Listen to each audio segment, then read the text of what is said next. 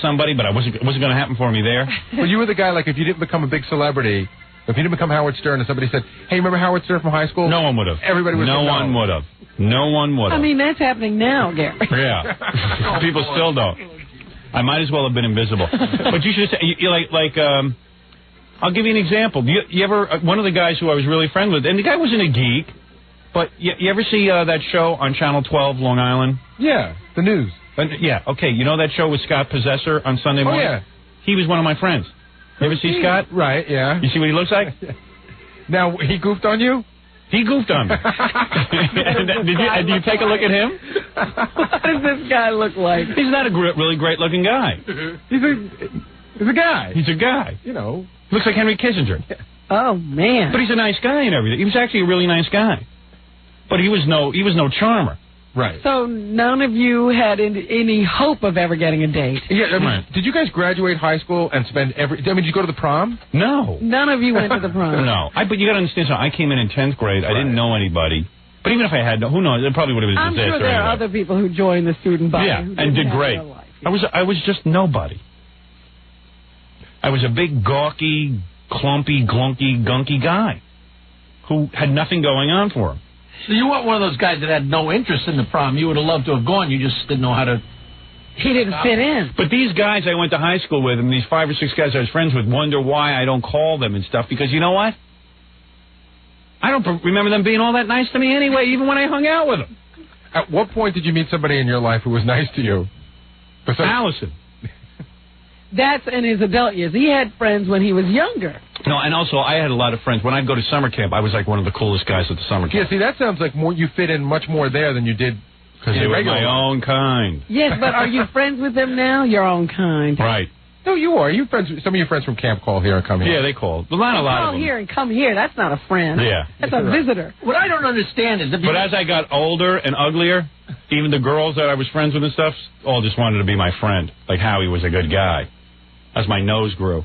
The whole year would go by and they'd see you the next summer and go... Yeah. Aye. Yeah, one summer I was like the guy to go out with, and then the next summer I hit puberty and my nose started to grow and everything, and then no girls wanted to go out with me.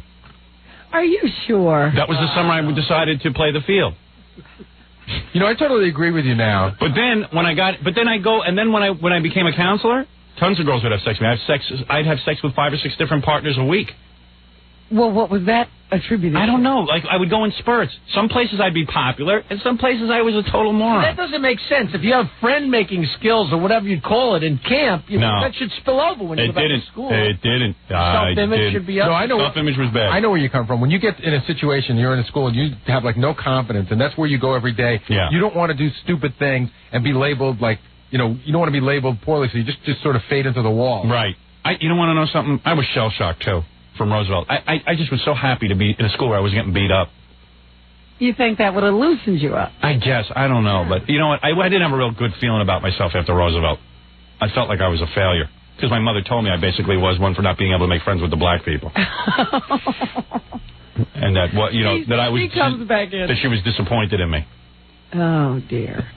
Did she ever ask you why you didn't have more dates or encourage you? No, she didn't believe in dates. That was fine with her. Yeah. She wanted to be concentrating on being a total douche. It sounds like your mother threw darts at a dartboard to decide what was good and what was bad. My life is inconsistent. I don't know what your mother was like in high school. Right. But I don't imagine she was extremely popular. Well, here's the worst question. Oh, my mother? Yeah. Oh, God, no. Was your sister popular in high school? Yeah, she had a lot of friends and stuff, but she went... that was Roosevelt where we grew up, and she grew up around all white people. She got out in time before Roosevelt turned.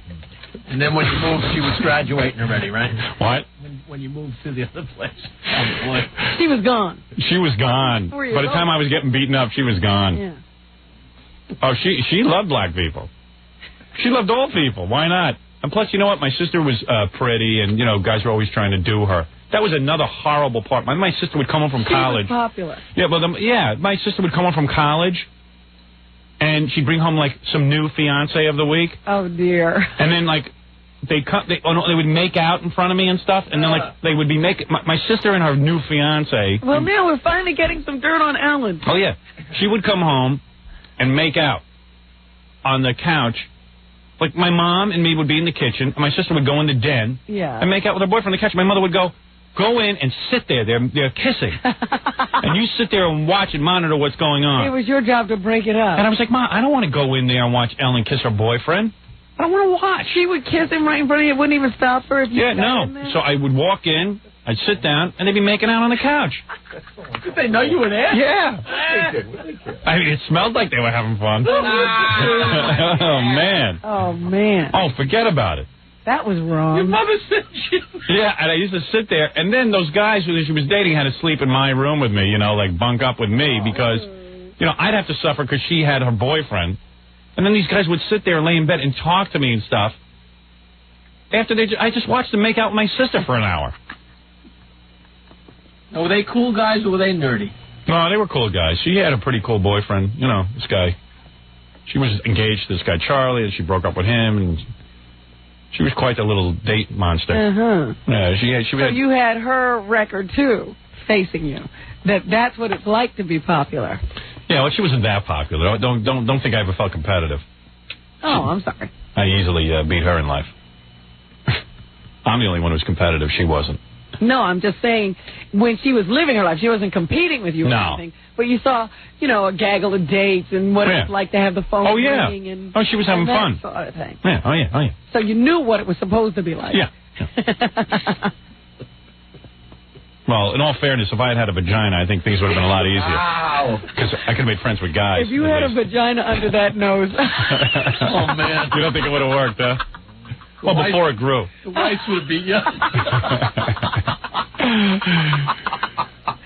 Well. Do you think your parents would have gotten you a nose job if you were a girl? I think they would have, yes. I think because I was a boy, I wasn't allowed to have one. And thank God I wasn't, because back then, the way they did nose jobs, I meet people now who had nose jobs, back then, they look like guys who had nose jobs back then. Their nose jobs are so obvious, you can't stop staring at their noses. Only in the last couple of years have doctors even gotten good at giving nose jobs. And most nose job doctors suck. Well, all I got to say to you, Howard, is I don't know one nose job from another. Oh, yes, you do. I'll point a few out to you.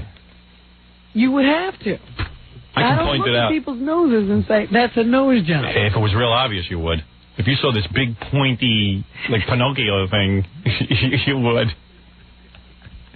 And I grew up... stuck on the wrong face. I grew up in a Jewish community. I don't remember a bunch of nose jobs. I don't remember any of this stuff. Somewhere along the line, somebody switched you to... I know. Our community sounds downright fun. All I know is that was my life. And it's full of inconsistencies, because it seemed whenever I left the community I was living in, I was popular. It was just wherever you lived, you weren't popular. And then when I got to college, I was even worse off. Now, what happened there? Because here you go. Now you've got opportunity. Thank God for Dr. Lou Weinstein, who was my only friend. Because if I didn't have any friend, I would just sat in my room. He was your only... You couldn't even make a guy friend there. Not in college. Didn't have any guy friends. Except for drug dealers who were nice to me and sold me drugs. But didn't even want to take the drugs with me. They just sold them to me. You weren't a cool guy to hang out with in the drug community. They would explain to me how to use it and then hightail it out of there. No, I was not popular. And then I couldn't wait to meet... When I met Allison, it was perfect. I was like, I just better marry her, because if she leaves, I'm sunk. That's it. Yeah. There's not another boat. That's right. She really was an oasis in your life. Oh, yes. Oh, yes. It remains one to this day. That's right. So that's it. That's my life. Anybody want to know anything else? Oh, dear. All right. Why do you not call these friends? You never answered the question. Because I told you, they weren't that nice to me when they were my friends. That's it? That's right. Then you didn't have friends. Right. I don't consider them my friends. And even to this day, most of them are backstabbers. What does that mean? It means they're backstabbers. They know what I'm talking about. Backstabbers. They betrayed you in some way. That's right. That's right. Backstabbers. Tell us. I'm not telling you anything. That's what we saw. None of your business. Tell us. We said you tell us nothing, and I'm supposed to tell you something. Tell us this whole story. I told you because I told you they were my friends out of convenience. I don't consider them true blue friends. They turned their backs on me. They weren't true friends. They were friends with me because they needed a fifth guy to play cards. That's all. They're not my friends. They all act like now they were my friends and they've got some story to tell about me or talk about me or talk to people about me. They don't know anything about me. They never did and they never will. The only one who knows about me is me. I am an expert of me. You're the genius. I'm the genius of me. All these guys now claim to be my friends. They were never my friends. That's right. What, because they play cards with me, they somehow know something about me? They don't know a damn thing about me. Rat thinks. So at least I wasn't delusional. When I you're I perfect. never You back. are perfect. I know I didn't have any friends. You're perfect. She's not delusional. No. Your whole book you were delusional. All right. Oh, let's talk about delusional books. Yeah. He thinks he had a problem. I had a problem. Looking at it. Yeah. Yeah, All right. but that's not what he said. Let's take a break. Let's take a break. And then after we're done with the break, we'll come back and have some more pleasant conversation. Yeah, you try to forget your past. Right. Yeah, so there's my background. If anybody wants the secret of my life, there it is. There's no other story to be told. I tell everything. I'm honest. I tell the truth. One thing that always fascinates me about you, though, Thank is you, how Robin. you love to show these people how you're doing now. I love it.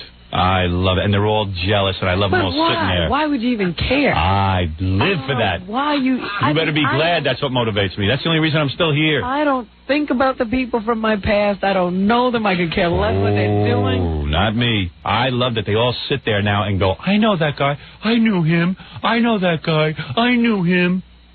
Yeah, sure you did. I know. I could call him on the phone. Well, okay, he might take my call. I love when they all call. I loved it. There was this one guy who was so mean to me in high school. He lived 2 doors down from me. Donnie. What a little fink. Never came over, said hello, nothing. Never was nice to me. Was in a carpool with him every day.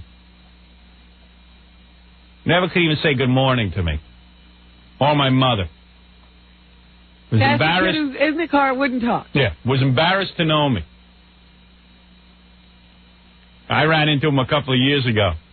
Hey, Howard, could I ask you for a favor? You think I could come down to the station? I said, sure, no problem, Donnie. And he called you. I said, don't even return his call. Tell him no. Tell him I'm too busy. You didn't have the guts to say it in person. No, would have beat me up. Guy was strong. Guy was a football player. No, there were people on my book line in Washington who came up with my junior high school yearbook. They had to look it up in the yearbook after they read the book to see if they had actually gone to school with me. Good. That's how I'll say. Well, that's good. Let them all sit and look at your picture. Do I care? Kishman took us. I care. I care. I live came up for with it. their little yearbooks. Robin, we went to school with you. I signed the book. I'll tell you one thing. I'm lucky my past sucked. You got a guy like Jackie still living for high school. That's true. That's Those were what the I best always years of my life. Why doesn't that happen again? Don't peak too early.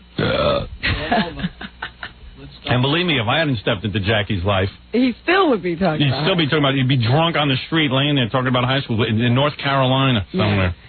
Give me hey, come on, $25, I'll do your strip club party. What? Me walk on my hands. Hey, how much could I get for doing a guy's bachelor party? 50? All right. It'll pay the bills. $10 extra for holding the video camera. Yeah. I didn't peak too early. Still peaking. That's why I always enjoy. I said, all those people had a great life in high school. That was it. That's right. What are they doing now? Nothing. Let them all. I'll tell you what they're doing. They're sitting at home in their trailers. They're listening to us. That's right. Yeah, I love it. There was a girl in high school, Donna. He loves to rub it in. That's what cracks me up. My friend told me she's divorced now, got kids. It's great. I love it. All the girls that ignored me. She wouldn't talk to you. That's right. That's right. Getting older every day. Want to have her up? Let them all come up. All girls are invited who knew me in high school or who think they might have even known Well, me. that's what, we sit here entertaining these girls all the time. Yeah. These girls, these women, they're grown up now. My friend Elise gave me a book to sign the other day, my new hit book, Miss America. She said, can you sign this for Lisa? I go, oh, wasn't that Lisa, your friend from high school who wouldn't talk to me? I'd be happy to. I'd be happy to. Let her sit at home and dream of greatness. This is a sad thing. Let her know that she stood next to greatness. She stood next to greatness and couldn't recognize it. Still bothering you. It's so sad.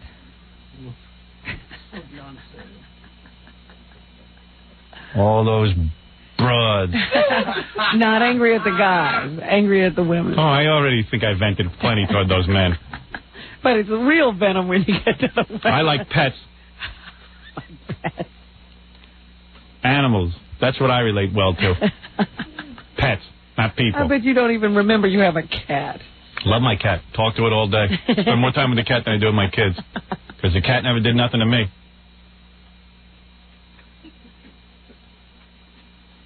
And all you bitches that ignored me, 1 year closer to menopause, aren't we? Good. Go home and grow your mustaches. Go home and groom and shave and pluck.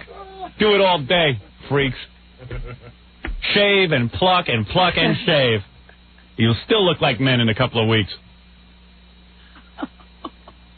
Go ahead, take estrogen shots. Your skin is wrinkling, and you look like old bats. I got strippers and penthouse pets coming after me. What do you got? How's those thighs look? It makes you feel good now that you have to have a 20 between your teeth to make a girl go. No, I don't need no 20. I got plenty of broads want to sleep with me. Sure. Take that microphone out of here. Yeah, bull.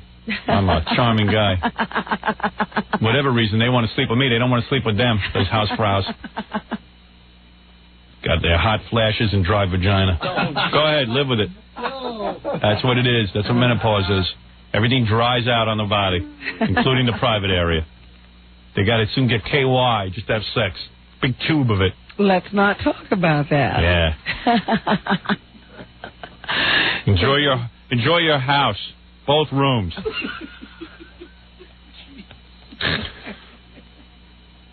Screwballs. Losers. It's a loser's game, honey. This happened yesterday the way you carry it. For me, it did. Nothing is over. You're like a vet. That's you right. Really are. This is my Vietnam. A vet of the high school war. Nothing is over. Hey, instead of running into the woods and living, I took the high road and got a radio Still job. Having flashbacks. That's right. And I tested the whole thing out right before I got married. I'd say a full year before I got married, when I was working at WRNW. Even the girls who worked there. You weren't cheating. None of them. I tried. None of them would have sex with me. I wanted to make sure before I got married that girls were absolutely not attracted to me. Did you absolutely ask anyone? No. No, but I waited to see if any of them were attracted, I would have known. Like there was a girl who came in here who said she was attracted to you. Nah, she's full of it. Now she says that. She said she's suffering delusions. I know exactly what I'm talking about. This girl, Donna, she's on the radio now. Yeah. Didn't make a move on me. Well, was repulsed by me. But now she wishes she had slept with me. If she had slept with me, I wouldn't have gotten married. Oh, Howard. What? She just wrote to you. Really? Donna. Yeah. But she dreams of being with me. Now. Couldn't recognize greatness. None of you could. Good. Did you ever try to make a move on her? No. I was too much of a pussy. See, he sits there in a corner having this fantasy life that nobody is giving him any time. She didn't want me. But he doesn't even walk across the room and say hello. She wasn't attracted to me. I'm with Howard. I spent the night, when a girl... Listen, we spent the night in a hotel. Me, Donna, this guy Jeff, and Cynthia. The two girls went into bed with Jeff and let me sleep alone. If she was interested in me, she would have... I couldn't just jump into bed with her. He's right. That's plenty. Oh, please. Really? I know. Of course I know. Oh, please. If he had ever developed any social skills, he might not have been in that situation. Well, I didn't have any, okay? What? Nothing. Baba Booey, you're a big loser, too, so don't even come in and try not to be a winner. I totally admit that. Total loser. I was voted most popular in 9th grade. Were you? Yes. Yeah, I was popular in 7th grade. Until everyone moved out on me. Yeah. That's good. That's why I don't get in touch with anybody. So if you're all sitting at home waiting for me to get in touch with you, keep waiting. Screw you all. And Fred, don't come in here and try and act like you were popular. Never even tried. Right. You're not popular now. Tell me about it. People dislike you now. I know. For whatever reason, I don't know. You're on the radio and people dislike you. I'll tell you, Freddie's a courageous guy, though. Yeah. Freddie talked to Maria Melito yesterday for a long time. Oh, she was up here? Yeah. Well, let's take that up when we get back. I got to take a break. I'd like to know what she said. I'm sure she went out of the room screaming. All right, let's take a break, and we'll be back right after this. You're listening to The Howard Stern Show. 97.1 The Eagle. We're back with The Howard Stern Show. All right. Here's Howard. Do it. Yeah, yeah, yeah. Yeah, yeah, yeah.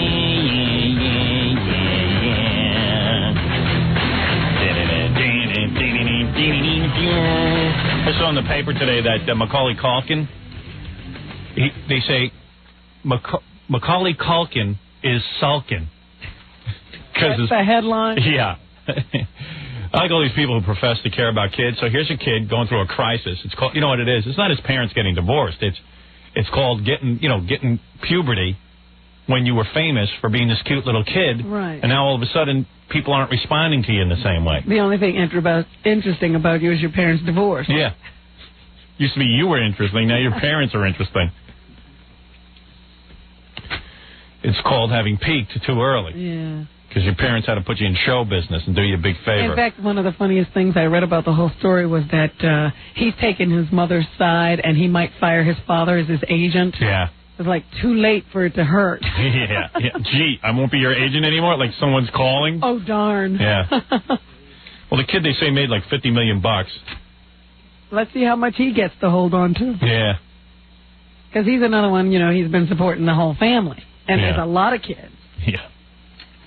And mom and dad. If he comes out with $3 million, I'll be lucky. He'll be temping by 1997. We read that the kid from Family Affair, Jody, he's a temp in California now. Yeah, made his first $1 million by the time he was 10. And now he's a temporary office worker. Yeah. Hey, aren't you the kid from Family Affair? Hey, kid, get me some coffee. Give me some coffee. I got a big meeting in 2 minutes, all right? Thanks, kid. Hey, look at that. That's the Jody. That's the Buffy. What was you, Jody? Or was you Buffy? All right. I got to get some coffee quickly in here for me and my friends. We're having a big meeting. Bring the whole pot. Yeah, bring the whole pot, Buffy. I'm Jody. Hey, yeah. My name is Johnny Whitaker. You don't have to call me Buffy or Jody. It's funny. I really think we ought to have him temp around here for a year. Yeah, I'm going to get him hired.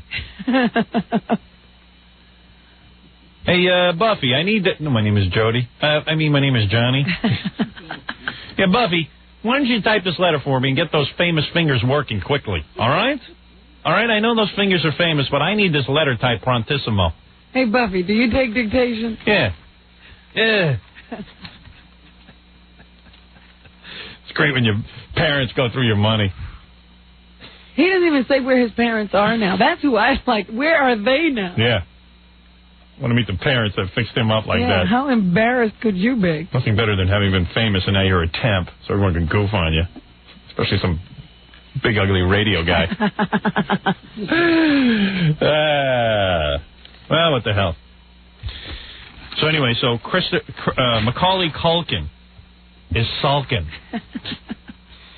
They say he's exhibiting strange behavior. They say now he needs a therapist. They definitely got to get him into therapy. Didn't I tell you? I predicted that. Macaulay is dyeing his hair blue and writing graffiti all over his apartment. I dye my hair blue. And he can afford the apartment. Macaulay and his brothers throwing beer parties. Macaulay and Kieran getting lousy grades in school. Wait, sounds like my life. In fact, the thing that I didn't know is he has an older brother. Yeah, that kid must be thrilled. And so he's like a rabble-rouser right along with them. Yeah, he was booted from school, too. Parents of the year. Yeah, I know why there's an argument about who should have custody. Look at how well they're doing. Macaulay's sister, Dakota, switching schools 3 times. Dakota Culkin. Everybody's with the Wild West theme now. Dakota.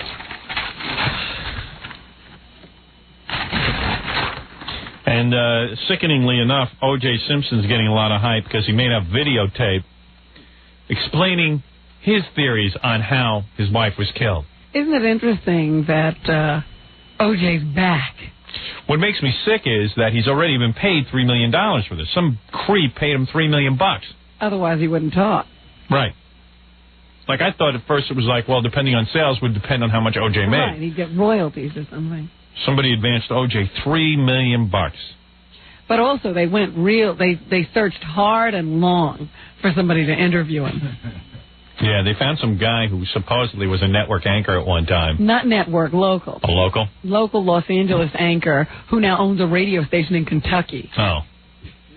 Yeah, he looked like he was all there. I saw him on the news. So I'm sure we got to the bottom of everything. Yeah, I interviewed O.J. Yeah, he looked like he was candid, and he looked like he was lying, too. Yeah. I don't know what that guy's story is. I don't know how he could sit there and not puke from... But he actually said that. The guy says, you know, somebody from Entertainment Tonight is interviewing him and says, do you think that O.J. was candid? Oh, yeah, I think he was being candid. Did you ever at any time feel that he was lying? Yes, I felt that he was lying, too. Yeah. I saw he was that. Candidly lying. Right. He was candid and lying. How can he be candid and lying at the same time? Did you think he was candid? Yes. Think he was lying? Yeah. So I'm sure we got the full story. If you're a dick, say yes. He is. Just to check to see if the guy's listening.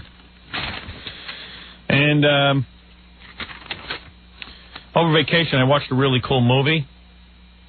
Village of the Damned was remade. Yes, with Christopher Reeve. Those kids with the white hair. Yeah, that was cool. You rent that? I saw that in the theaters. Yeah, it was good. Yeah. It was really good. That's a cool movie to rent. Who else was it? Kirstie Alley? Yeah, well, she sucks. And that Linda Kozlowski. Oh, is that who that was? The blonde? Yeah, I didn't care about her. I didn't care about, it was Christopher Reeve when he could still walk, which was pretty cool. Just watching him walk around and shock. The whole time you're going, hey, look at it, man. He's walking around. Hey, he did it pretty good. And then it's weird watching him in a movie. Hey, look at him, man. It's funny you should say that because I was watching, what was it, Remains of the Day was on cable or something, and there's this one scene that Christopher Reeve walked through. I was like, ooh, there he is walking. Yeah, the good old days. Let me take a couple of phone calls, tell you what's going on. I also got to tell you about our scores contest. Tomorrow's the last day to enter. Hey, by the way, tomorrow is January 12th, my birthday, and I am predicting a big birthday party. Really? That is what I'm predicting. You're planning one? I am predicting a big birthday party show. Do I sound like I'm partying? Yeah. It sounds like you've been overworked. Trying to get the show together. So I am predicting a very big birthday party. We never hold your birthday on the date of your birthday if we're going to do it. By the way, Jackie never reveals anything. He looks very relaxed because Jackie never does anything extra for the birthday show. I show up. Not showing any signs of strain. They never tell me what to do. They never tell me. Well, Jackie, you didn't miss anything this year. There was no birthday show to play. I predict tomorrow. You know what? Even if you don't listen to the show, tell your friends who don't listen to the show, tomorrow you should tune in because it's always good. Lots of celebrities drop by. My family stops by. I'm going to get my wish this year. Which is? To have you expecting a birthday show and not have one. No, I don't think so. I do not think so. That's my fervent wish. I heard something disturbing about Jackie Martling yesterday. It really made me disturbed, but I don't even think it could be true. There's no way. Something disturbing about Jackie? Yeah, but I'm not going to bring it up because I know it couldn't be true. Well, what could it be? Jackie is the guy who a few moments ago wanted you to spill your guts. Oh, that's right. Oh, all right. I'll spill it then. Don't hurt me. Don't hurt me. Where did you go on vacation? Miami. You went to Miami, right? Yeah. And what, did you book that at the last minute? Yeah. Huh. It's disturbing. No, and what hotel did you stay at? The Cardozo Hotel. And did you stay there for free? Absolutely not. You paid, right? Yeah. Did you get a discount for mentioning them on the air? No. Huh? I mean, they gave me a discount, but I didn't ask for one. Oh, they did give you a discount. Why'd they give you a discount? That's just what the guy told me. What guy? What guy told you? I called the Miami station and said, I'm looking for a place to go on vacation. Oh, I see. Oh. So you called the Miami... you called the station we're on in Miami? I did not pull any kind of scam whatsoever. I asked him if he knew any hotels where we could get a reservation last minute, and he... Oh, you mean there's no travel agent you can call for a hotel reservation? It was nothing. So you called the radio station in Miami. Who do you call there? How do you know people in Miami to call at the radio station? Who do you call? I met the guy at the birthday show last year. Oh, the program director? The general manager. Oh, the general manager. You call him up. Always working the scam. I'm telling you, he's amazing. Always working the flim flam. And then why would the guy give you a discount? I have social skills. What? No. This is beyond. You have too good social skills. Yeah, exactly, that's the problem. Exactly. And I called the guy and asked him for a favor. Asked him if he could help. Why does he do you these favors? Why does he do them for you? Maybe he was being a nice guy. Well, did people used to do favors for Jackie Martling before he got on the show? Yes, like Miami radio stations, the general managers? My whole life. I saw the favors you got. I saw how people treated you. Like the favor you're doing me. I am doing you a favor. What the hell are you talking about? I called up and asked if there was I said, I'm not looking for a freebie. I'm looking for a place to stay. He found me a hotel room. And then you got a big discount, didn't you? He said I could get you a hotel room, and he said I could get you a 20% discount. I didn't ask for it. I said, that's great, thanks. So I got 20% off of the room. Maybe the room. Did you mention the hotel on the air? I don't think so. Here's Jackie when he got back. This is a tape of Jackie when he got back from his vacation. Where were you in Florida, Jackie? The Cardozo Hotel. Cardoza? Where's that? You asked me where I asked you where you were in Florida. You said the Cardoza Hotel. I just said, where did you go on vacation? The Cardoza Hotel. Usually you say Miami. Miami. I stayed in Miami. That's what I said. I didn't tell you the name of my hotel. Boom. Cardoza Hotel. Oh, you are reaching. Are we done with your life story? 20% off. You sell your soul for 20% off, don't you? Yes, I did. You're such a You do. You're such a Out of all the people to call in Miami, you called the Miami radio station. Who would you have called? Who would I have called? I would have called the travel agent. I would never pick up the phone and call the general manager of the radio station in Miami to ask him for a favor. I wouldn't do that. I guess I have a problem. I go to Miami a lot. I have never called the Miami radio station. No, never. There's not one person on this show that's called the Miami radio station asking for rooms for a hotel. No one. Only Jackie's got the chutzpah to do it. You're right. You're right.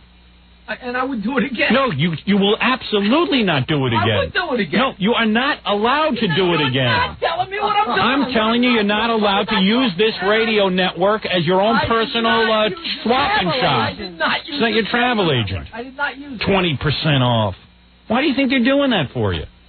You know what? They expect something in return. You're right.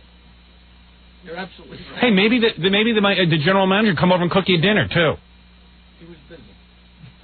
He doesn't. The general manager shouldn't be sitting and servicing the Jackie. But of course, if you call, he doesn't want to piss me off.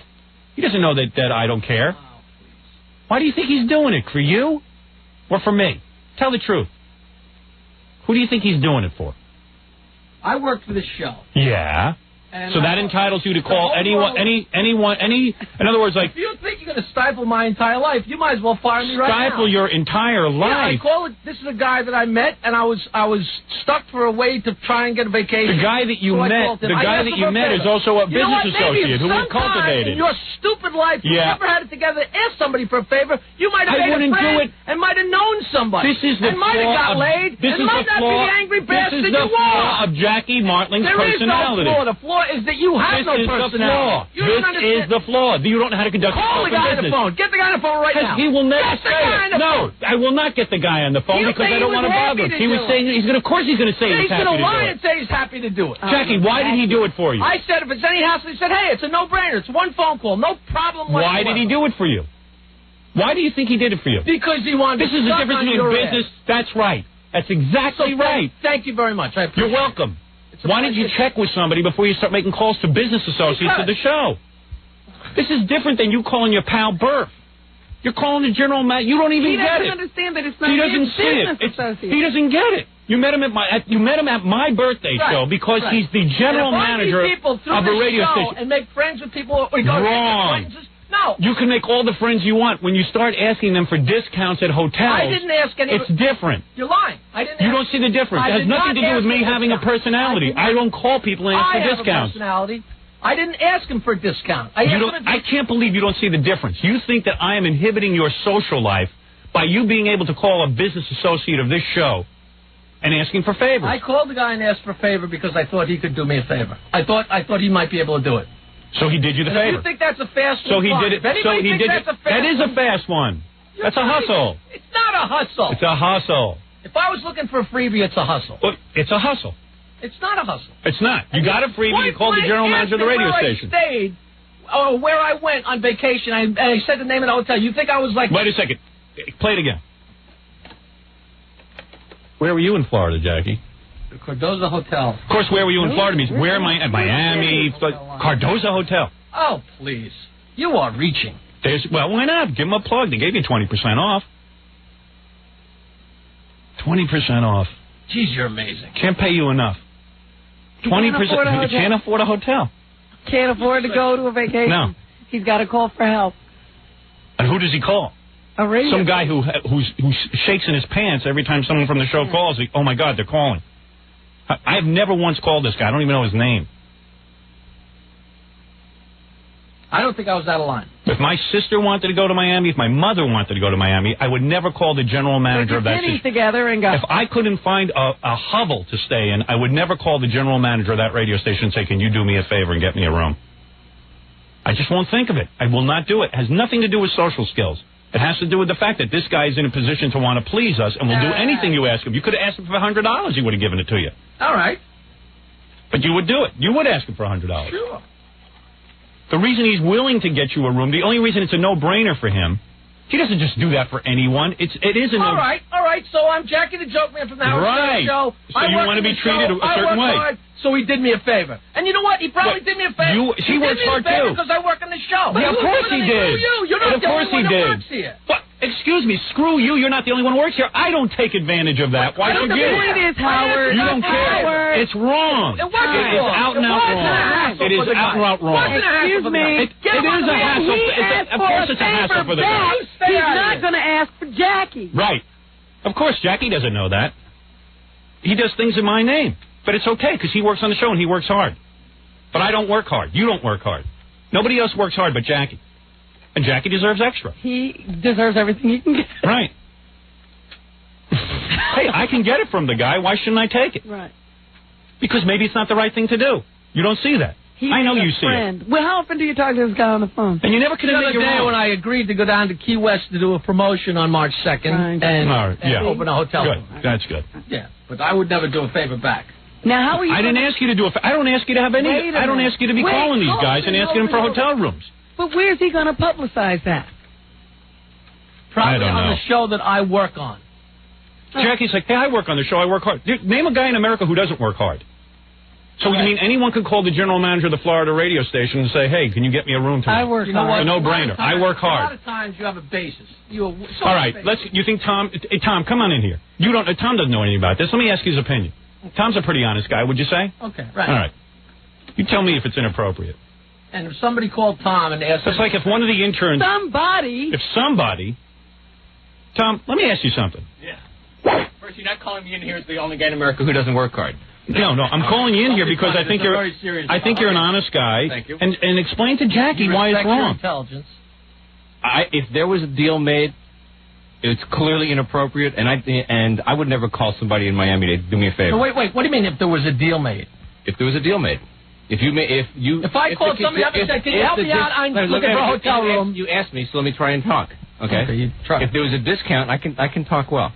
If there was a discount given you because you mentioned that hotel, that's totally inappropriate. And I agree. Okay. All right. Secondly, is it appropriate? Wait, let me ask you a question. I jumped in first. Did it is it appropriate? Like I was throwing in a plug? Was I throwing in a plug or did he ask me a question? Jackie, you're throwing a plug. I asked you where were you in Miami? You know how to grease a palm, Jackie. Don't give us that. Jackie, don't even lie. You sound like OJ. Now listen to me. The answer. I can see right through. Let me ask you something. Sure. Guy works on. It's like if one of the interns who works hard, they work hard for free. Absolutely. Pick up the phone. They meet a guy through here in business. Yeah. In other words, the guy comes down to the station, have a meeting with me, and he meets him in the lobby, and he calls him up on the phone. He says, "Listen, I'm an intern on the Howard Stern show." Remember, I met you at the birthday show. I met you at the birthday show. Do you know of any rooms that are available in Florida? Can you arrange a room for me? You know what I would tell that intern? What are you doing? This is a business associate of the show. People we do business with, do not ask them for favors unless you check with me. I think it's totally inappropriate. Oh, please. This is a business relationship. This is what you have gone over in front of Jackie time and again. I would have. But he never. Do you agree or not? I agree. It's absolutely inappropriate. I agree. I agree, too. You're absolutely right. But you can't admit where you're wrong. And you can't. I was absolutely off base. See, You are. never You don't see it, do you? Not even for You're a second. absolutely, completely, 100% out of line. Okay. And I will remain out of line, and, you will yell at me next time. Let me tell you something. Don't remain out of line.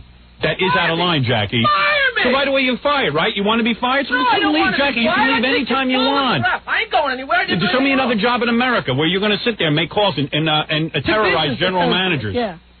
Terrorize Yeah, general you're managers. terrorizing them. You're using your position to get them to do If stuff for you. I had said to the guy, hey, I think I can mention it on the show, maybe get me a deal, No. whatever There's you nothing can to do. It's all implied. Hey, man, I'm Jackie the Joke Man. You get me. So it's an arrogance that you have. It's an arrogance, Jackie. You don't see that you have arrogance. You'll accuse me of being arrogant, but you're arrogant. You're entitled to this. Hey, I'm Jackie the Joke Man. I work hard. I asked the guy for a favor. I was looking for a place to go on vacation. There's no place available. And you called the radio station where we do business. All the people. How come all your friends that you've made, Johnny Appleseed, Mr. Socialite, how come out of all the friends you made, you have to rely on my business associate? Why do you have to rely on them? Why don't you use one of your friends? I guess I have none. I thought you had so many friends. I thought you were a great socialite. I am not a friend. Make your friends. Why don't you use some of the friends that you? Why don't you call some of the comedy clubs you played down in Florida and ask the guy to get you a room? How come you don't call them? Why did you call the general manager of a radio station that does business with us? You didn't have friends because you're a bore. Oh, okay. I'm a bore. You're a bore. Right. There's nothing more boring than a guy who abuses privilege in life. There's no arrogance on this show. That's abusing privilege. I don't abuse. And as soon as you get into a privileged situation, you abuse it. Why didn't you call the comedy club owners who employed you for so many years in these comedy clubs? You used to work the Florida circuit. Why don't you call them? They must know of rooms. Huh. Why is it always the guys I know in business? Can't answer the question, can you? Because there is no answer. It's arrogance. I'm Jackie the Joke Man. I work hard. Hey, I'm Howard Stern. I work hard. But I don't call the general manager, have him go around, be my flop boy, and get me hotel rooms. I've never heard it. I won't call Tom. Tom, get me a hotel room in Florida. Well, Tom couldn't handle that. No, you could handle it. It's not going to reduce this to a humorous situation. Oh, come on. Everything in this room is supposed to be... And I love Jackie's modus operandi. They fire me. Fire me. Fire me.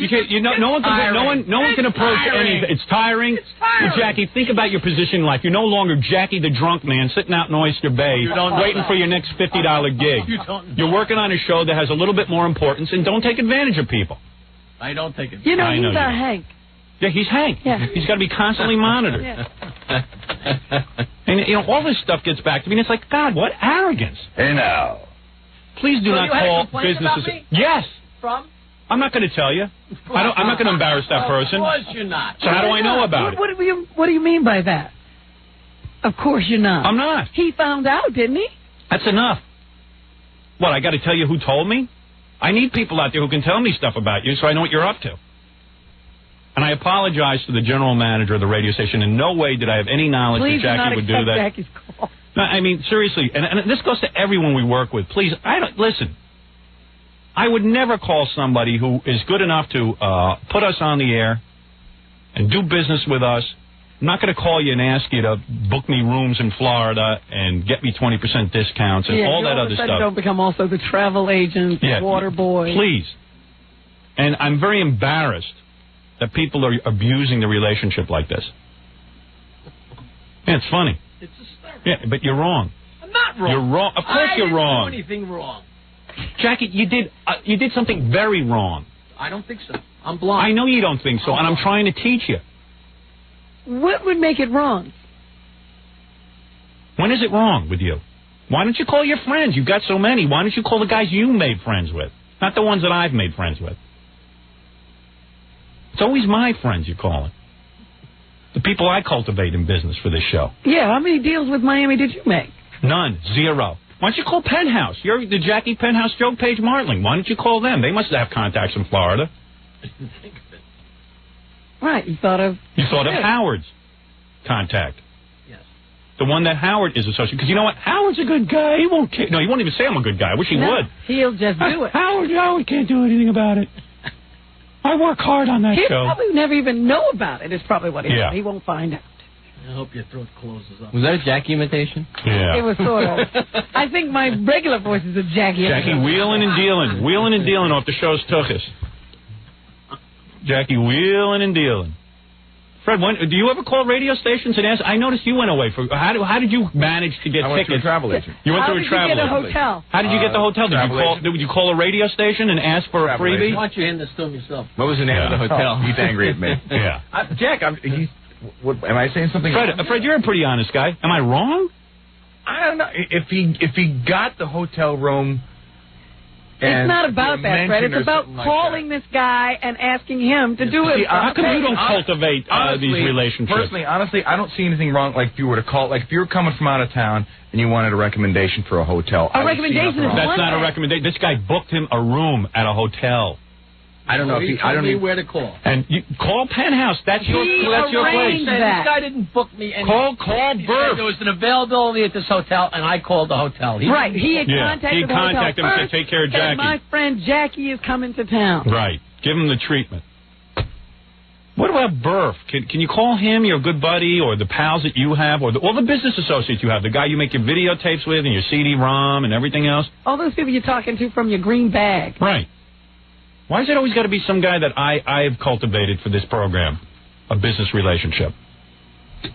Why? I stand corrected. Thank you. That's all I wanted to hear.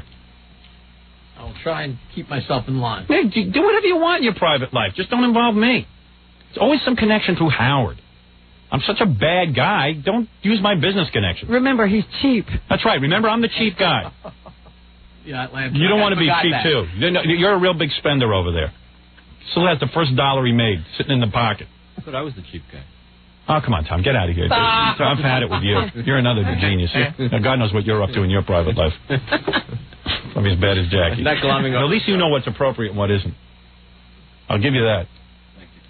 Thank you. 100% out of line. I don't see it. I work hard. And I'll do whatever I have to do on this show to get Fire me! Fire me! Fire me, damn it! You don't have to be fired. Anybody on this show, this goes for myself included, who wants to get out, get out. You don't like it. Told that to Fred, Robin, you, interns, Gary Balabati, Tom. Yeah, we all know where the door is except you. Fire me! Fire me! He's threatening me. Fire me! No, you can leave whenever you want. Because he says, if you don't like my hotel freebies, which are going to continue firing. Right. Hotel freebies? Yeah, freebies. Jackie, you make a good living now. You lie as well as him. You know that. Yeah. You're a very good. Jackie, student, do me a favor. Very good student.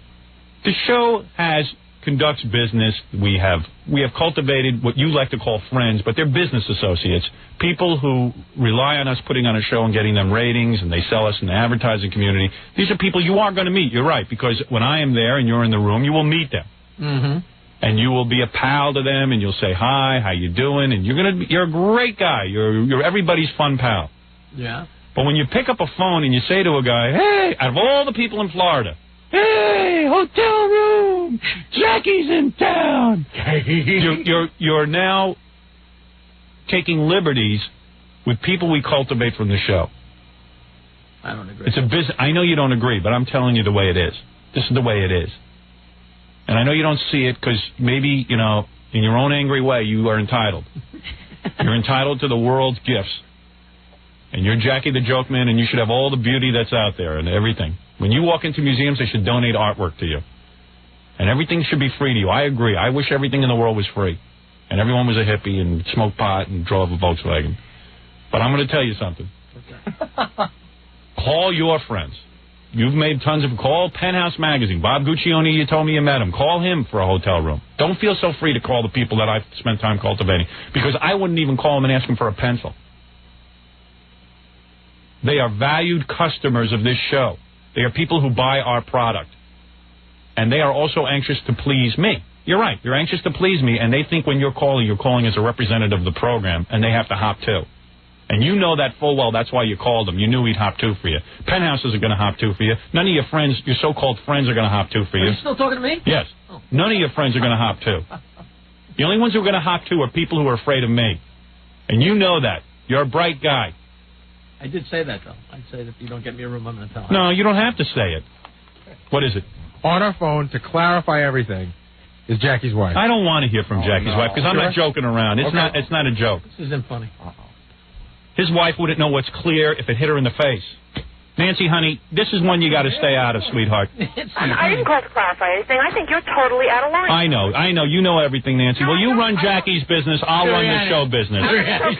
I know. I'm totally out of line. How come it's okay for the Florida station to call and ask Jackie for a favor? How come they're not his business? That I have nothing to do with. When a member of my working team, whether it's a lowly intern or whether it's a lowly, listen to me, whether it's a lowly intern, if it's a producer, a writer, Robin Quivers. This guy Dave happens to be. Let me tell you something. If Robin started calling, if Robin started, for any kind of freebie, Howard. I know he didn't, darling. That's why you called the general manager of a radio station that I cultivated for 3 years to get us on in the Miami market.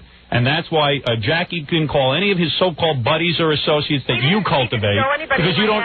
I know you don't. I know you don't know anyone in Miami except the people I do business with. Jackie does business with him too. I know he does, darling. But let me tell you something. The reason he hopped to for you and pulled a few strings and got you into was Florida all closed out to you and then all of a sudden opened up. It's because of Jackie's association with the show. Not because he's Jackie the Joke Man. Listen carefully, darling. Listen carefully, darling. Business associates like inanimate objects. And listen. Oh, you're going to tell me how to run my business?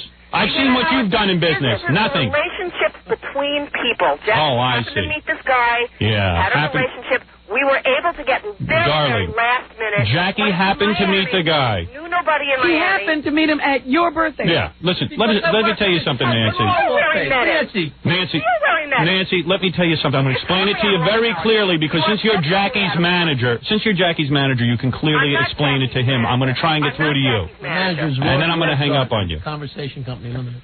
Since you're his art director, I'll explain it to you. Are you his art director? I'm speaking to so you're speaking at his wife. I thought you were. Since you know so much about business, I thought you were his art director. I run a business, Howard. All right, that's some business. What was the gross on that business last year? Pretty gross. Yeah. So let me tell you something. I'm telling you, you're out of line. I know I'm out of line. It's not for you to decide whether I'm out of line or not.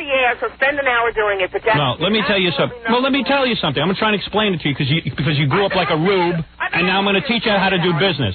There are certain people in this world who do business with you, and Jackie knows full well that the general manager of the radio station is interested in Jackie because of this radio show. Of course. And if this... let me finish. No. I'm trying to explain it to you. Go ahead. And I'll do it again until it sinks in. The reason this guy doesn't pick up phone calls from just anybody.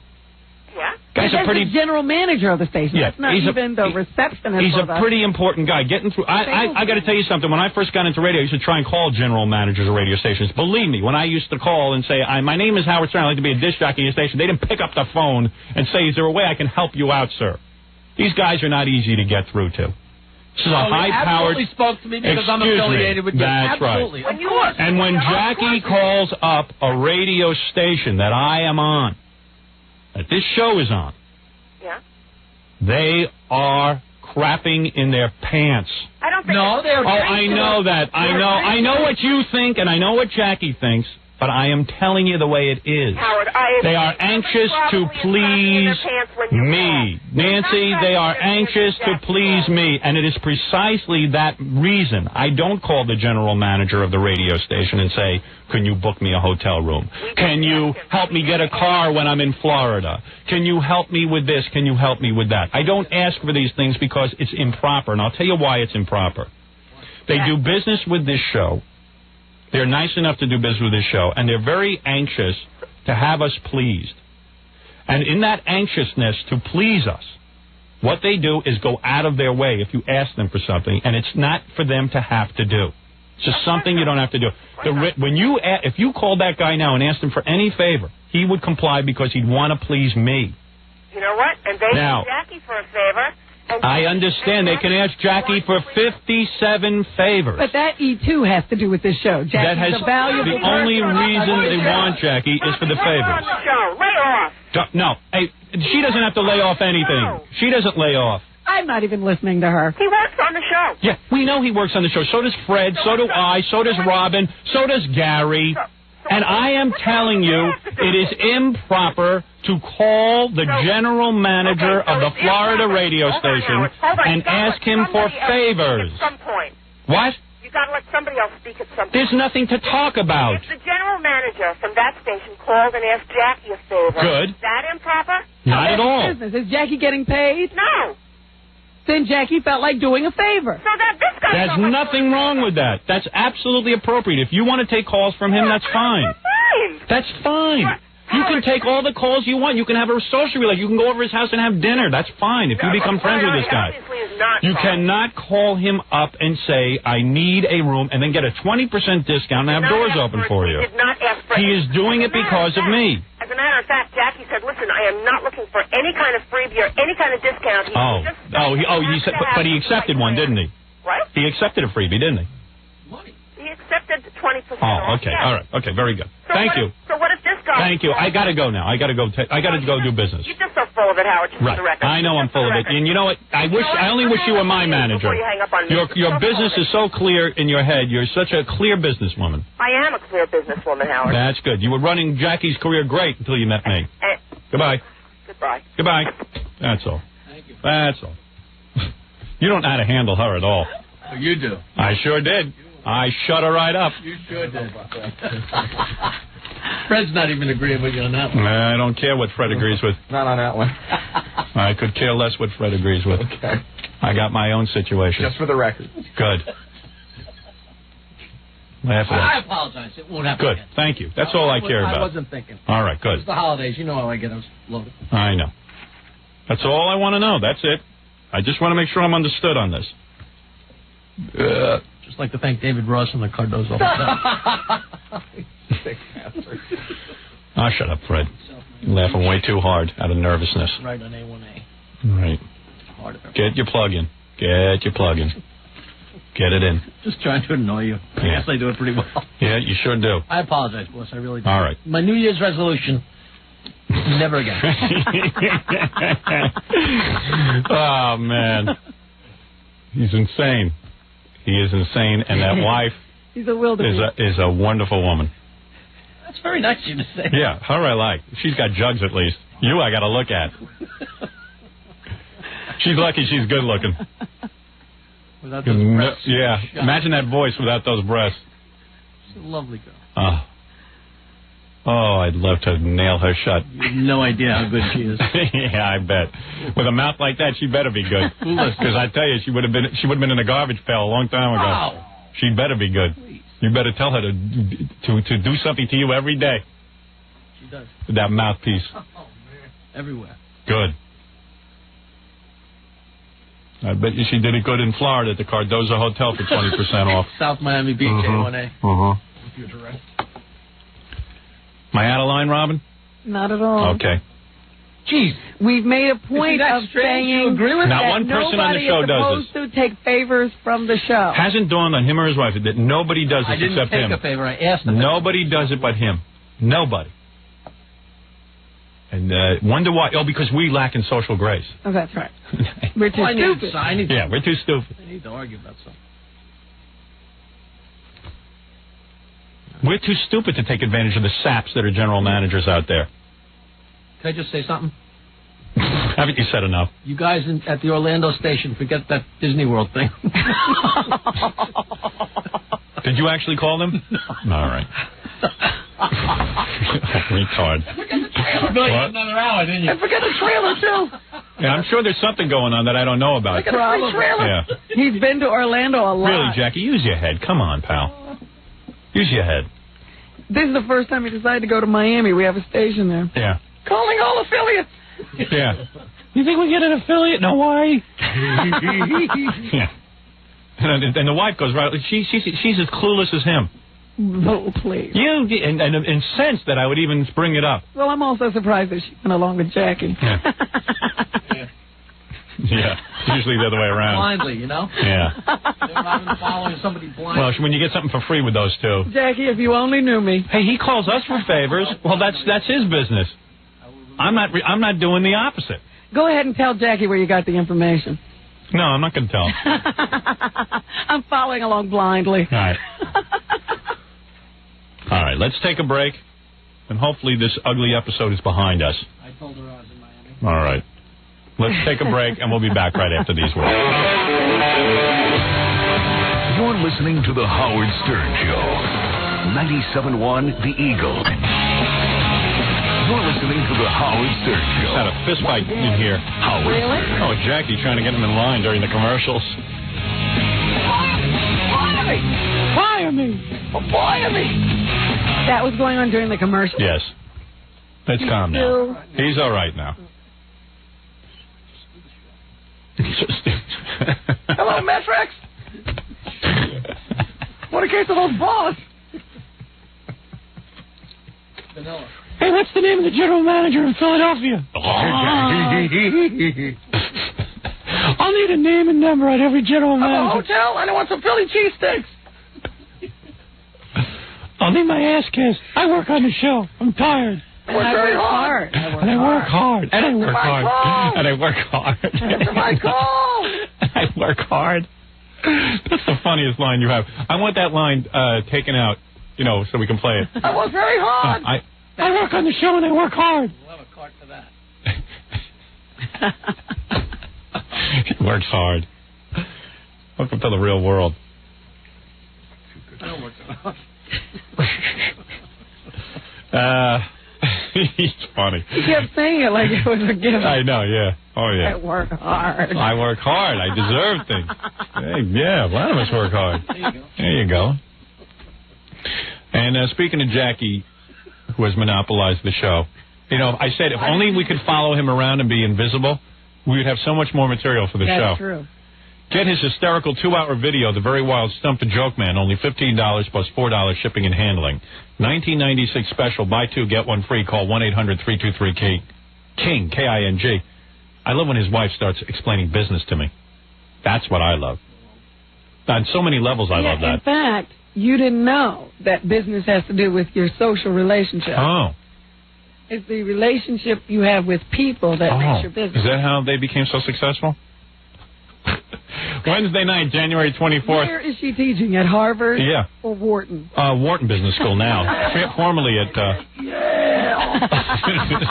Wednesday night, January 24th at Chuckles Comedy Club in Mineola on Long Island. For information and to order Sergeant Pecker, call 516-9221. I don't know why you waste time with comedy. You guys should be giving out business videotapes like that Tony Robbins. Or one of those other infomercial guys. Now, that'd be funny. Now, here's my wife. Yeah, that would be... I'd buy that tape. She's going to explain how to make business relationships. Here, you have to get along with people. Social skills. He works on the show. Just lay off. Yeah. Is that what she said? He works on the show. Oh. Just stating the obvious. Do not beat that logic. I can't wait till Jackie gets his divorce to hear that voice screaming at him in the divorce court. Yeah, oh boy, I'll be right there. Some judge is going to pay attention to that. That is going to be a great show. Another video that'll... Yeah. You're videotaping all the wrong things. He's dragging that equipment around to these clubs. That camera around. Yeah, you got I Love Lucy at home. Anyway, congratulations on all your success, Jackie, and your tapes and how hard you work. I work hard. Yeah. Yes, you did. You sure did. 3 or 4 times. Yeah. Work way too hard. Yeah. Gets off at 10 o'clock. Goes home. Works hard. Works hard keeping that marriage together. That's what you ought to get free stuff I'm for. sure all the guys out there hauling snow go, yeah, Jackie, you do. Yeah, Jackie, right on. The working man. Hero of the working class. Sunday's 11 o'clock. All right. I apologize again. All right. It's all done. To you. What? You don't have to apologize. You apologize to me, not to Robin? All right. Good enough. I'm sorry. I'm not trying to bring the show down. I just wanted to apologize. Couldn't get it fixed. Just very upset. Thank you. It's all right. An apology a week. Hey, Hey, Marlon Brando's kid looks like he's got crazy eyes. Have you seen him in the news? Why would you think he had crazy eyes? Oh, man. Scary, crazy eyes. Hey, I got an email. I want to know who took him home. I got an email from my good buddy, Dr. Lou. Yeah. Up there on Long Island. Eye surgeon to the stars. But he says he could see my raisin on Letterman. What raisin? A raisin in my pants. He said he could see my raisin. No. Then that's no raisin. I said, that's no raisin. You were looking way too hard, pal. You had a long dress on. Yeah. What did he mean he saw? You said, hey, I didn't know you were such a piece of ass back in college. I could have had you. I said, let me tell you something. With my big wide ass, I could have handled more guys than my wife, his wife, and all the yentas on Long Island. That's right. You were a woman to be reckoned with. You're damn right. Hey, so this Blackwell, Mr. Blackwell. Yeah. I got to tell you, this Mr. Blackwell. The guy who does the best dress list. Yeah, so he, I love this because, I was #1 on the best dress list. I like that. I think that's funny. Or the worst. The worst dress list. But when he says the word Godzilla, he compared me to Godzilla, but he says Godzilla. I got to laugh. I saw 19 different reports where he goes Godzilla. Yeah. And then by the time he got on Entertainment Tonight, they must have interviewed him later in the day. Someone must have got a hold of him. Writing for him. I don't know. He's obviously not writing for himself. No, somebody wrote these lines. He has a line about each person on the worst dress list. And you see how proud he is after each line that he did. Here, listen to these reports. These are really good. I think this is the one. I had a whole bunch. Oh, this is a TV report. This first one is a TV report on my book. It's real quick. But I'll show you how idiotic anchor people are. Okay. Like, my book was #1 on some bestseller list. And listen to the anchor person. They just can't report it.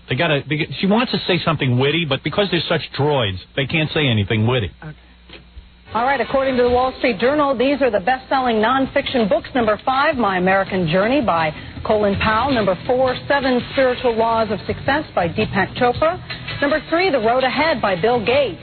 #2, Men Are From Mars, Women Are From Venus by John Gray. And #1, Miss America by Howard Stern. Not that I have an opinion about that. I mean, obviously you have an opinion. Yeah, she goes, not that I have an opinion about that. What does that mean? Not that, I mean, whenever they try to ad-lib, you don't even know what they're talking about. Like, what's her opinion? You didn't have an opinion about any of the others. No. Like, Bill Gates is the greatest man that ever walked the planet. She doesn't know what's in their book. She thinks she knows what's in yours. Yeah. She thinks she knows.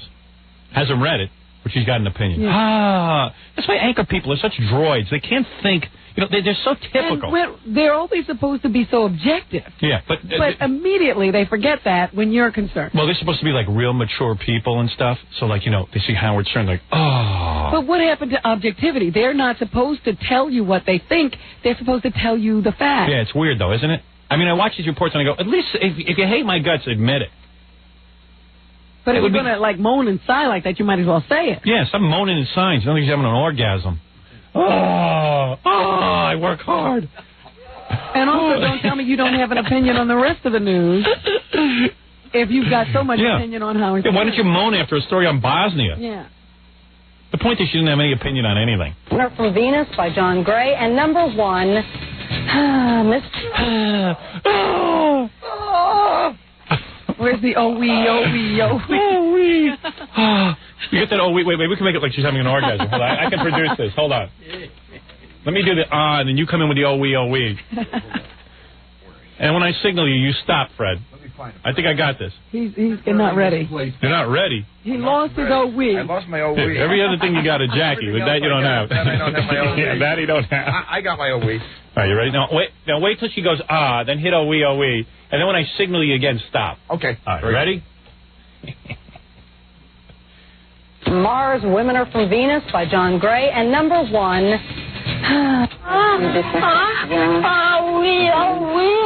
Miss America by Howard Stern. Not that I have an opinion about that. Not that I have an opinion about that. That's the same woman who couldn't say bitch the other day when she was is it? saying Blackwell's book title. You're such a dope. You don't even have an opinion. Not that I have an opinion on that, because you don't have an opinion on. You don't have an opinion on anything. It's like she's 12 years old and we don't believe she says the word bitch. Yeah, kook. So here's Blackwell doing his worst dress list. And I wish this was TV so I could show you his face after each time. He waits. Yeah, he gives his line and then he's like, you know, like, wow, is that win? He's so proud of the line. But you can hear it. He's funny. It's a new year, and that means Mr. Blackwell's at it again. His worst dress list came out today, and no, I'm not on it. Neither are you, John. Thank you. But Jennifer Jason Leigh, Whoopi Goldberg, and Courtney Love weren't so lucky. They made the top 10. But for the number 1 candidate, it's even more of a drag. Howard Stern. Howard Stern. He's pissed at that guy. He knows he's got a winner because, you know, his number 1 choice is going to get reaction from everyone. Everybody's like, oh. After each line, you got to hear, he sounds like he's not, you know, he's so glad he's not dead yet. I mean, that he's breathing. Oh, come on, let's face it. Howard's Miss America drag looks like Godzilla impersonating Gypsy Rose Lee. Godzilla. I don't think he knows who Godzilla is. I don't know, but he was corrected. By the time he got on Entertainment Tonight, he finally was saying Godzilla. Yeah. He is everyone's favorite fagula, though.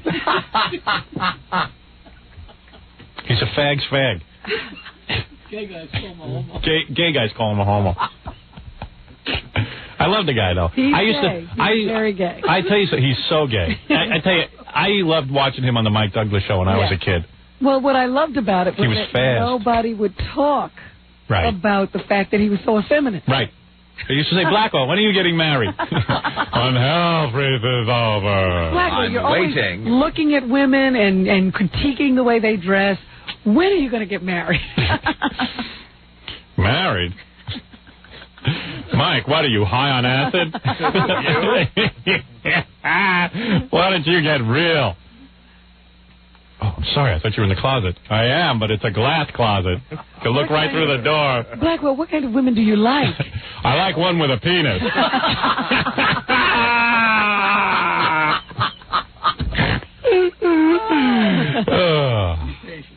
Melissa Etheridge, Drew Barrymore, and Emma Thompson also made the list. Right, this is the report where he reads more than Well, Howard Stern has not done his nationally syndicated morning radio show for 2 days now because of the storm. And that's the least of his worries today. Howard made the top 10 list nobody wants to be on. He's Julie Moran. Now here's where he finally says Godzilla right. Wearing one of her favorite ensembles to bring us Mr. Blackwell's annual list of America's worst dressed. Eat your hearts out, ladies. Topping Mr. Blackwell's infamous list is a beauty king. Make that queen, shock jock Howard Stern. Howard's Miss America drag looks like Godzilla impersonating Gypsy Rose Lee. French goddess Courtney Love, Diane Keaton, Jennifer Jason Leigh, Christina Applegate, and rocker Melissa Etheridge also were chosen for their fashion faux pas. And Prince Charles' girlfriend, Camilla Parker Bowles, was singled out for her lack of style. Miss Bowles is the biggest blonde to hit Britain since the Blitz. Whoopi Goldberg. I wish Gary... Hey, Gary, give me that list I told you to pull. I went to the CNN report. He actually sits there and reads them all. The whole list. Yeah, and it's funny. Because he gets through that list and he's like, oh. You know, unfortunately, he can't even toss off these lines. That was supposed to be the biggest bomb since the Blitz. Yeah. He's like the biggest blonde. Is that what he said? The biggest blonde? I'm sorry. Old age sucks.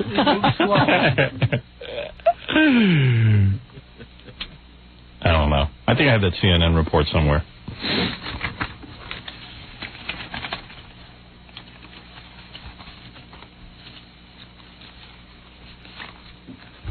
I don't know where Baba Booey is.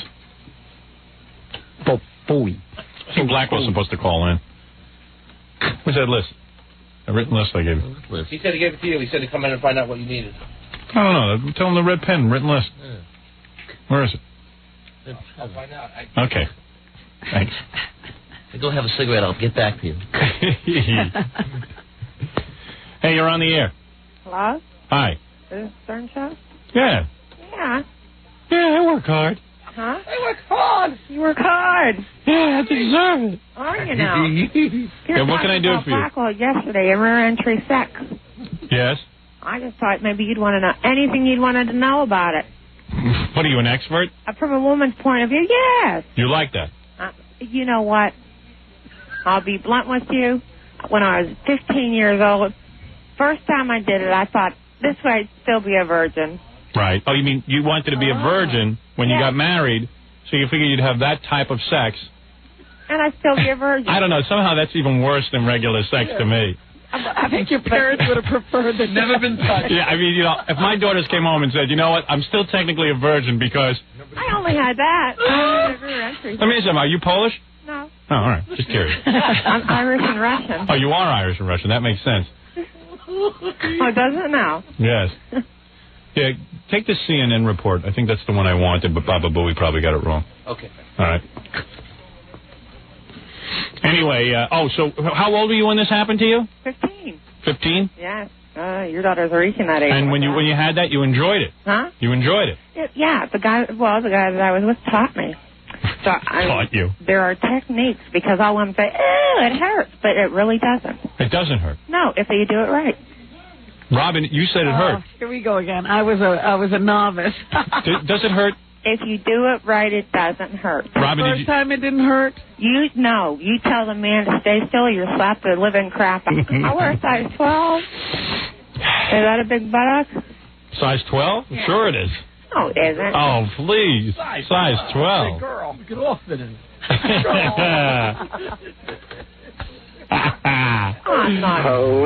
Park a car in that dress. So you, Robin, you said it hurt the first time, right? Yes. It did. And that's the only time, yes, it hurt.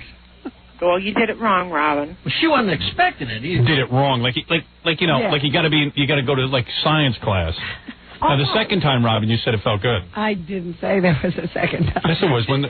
You said there was 2 times. Well, only for... Oh, I know with who. No, you don't know with who. You never met Once it was the guy who bent you over the sink. Right. That was the first time. Yes. And that hurt. Yes. And the second time was the guy I know. No, it was not. We never Yes, it was. did You told that. me it was. We never did that. Then who was it? It was another guy. Soap guy? And did that hurt? Was it the soap opera No, guy? it wasn't anybody you know. Right. A long time ago. Nobody knows. Was it the little guy with the big one? Which little guy? No, it wasn't him. Are you kidding? How come Jackie knows some little guy with a big one? He read the book. Oh. Little guy with a big one. I'm trying to forget the book. Hey, let me ask you something. Huh. So you still prefer that kind of sex? I prefer all kinds. Right, but you still do that on a regular Still like basis. Not regular as in... Could you turn off your radio? You're getting awfully confused. Oh, I'm getting you also confused. No, you're not getting me. Goodbye, dumb broad. Sitting there. I think she's backed up. I wanted to ask her age so bad because I think we're having that conversation with about 90-year-old. Yeah. Probably her buttocks is falling out into the toilet bowl. Probably can't even go to the bathroom straight anymore. Backed up. Yeah, big mess. Probably could park a car in there. Didn't hurt. Yeah, it didn't hurt. How does that not hurt? You never felt a thing. I tell you, I've been to a proctologist, to have my prostate examined. Yeah. That hurt. That hurt just for, You notice every knuckle. Yeah. Please. What is she talking about? Never hurt. Police. I think he feels like a train. Right. That's right. That's right. Hi. Yeah, I just called to say I hate you, you Jew bastard. Thank you. Thank you. Happy New Year to you. Thank you. Okay. Half Jew, by the way. For those of you who are anti-Semitic. I'm a half Jew. You might think a half Jew is a full Jew, but if your mother is Christian, it makes you almost Christian. I'm just about full Christian. Why would you even claim any part Jewish if your mother was Christian? Well, I'm up front. My father is a Jew bastard. If I'm a Jew bastard, then my father must be one too. Right. No, I claim my Jewish heritage to win over the Jews, and I claim my Christian heritage to win over the Christians. Thank you. Huh. Hey, How that's were you the raised, diplomat. How was I raised? Yeah. Well, I was raised. I had a bar mitzvah. So you were raised Jewish. Yeah, but I also, we did go to catechism. What? It's What true. is catechism? It's religious training. For what? To be a good Christian. And a firefighter. I was raised to be a firefighter. I was raised by wolves, okay? I had no religious training. Phoenix, you're on the air. Hi, Howard. How you doing this morning? Good. Having a real party. I was arguing with my older brother the other day. I just moved out here from Rhode Island, and I used to listen to your show every morning, and we get it out here on 100.3. And he says to That's me... my temperature this morning, but ironically. He says to me, I said, Jeff, have you ever listened to Howard Stern? And he says, that guy's gay. That's true. You are gay, Howard? Yes, I am. Really? I'm a gay man. Yeah, I enjoy another man's buttocks. I mow. How did that guy figure that? Yeah. Me, Fred, and Jackie are nude for most of the show. We have sword fights. Pivot man. Yeah. We're butt munchers. We're ham smugglers. And it doesn't hurt. Well, I was just curious about it. Yeah, by the way, that type of sex, anal sex, does not hurt. That's if you don't move and he don't move. An expert. Right. I'm an expert on this, and you can tell your friend if he don't move and the guy don't move, it don't hurt. You ought to try it. You ought to try it. Right, Jackie, back up at the Fred and see if it hurts. Not again. Nothing hurts. That's what I'm here to say. Not bad.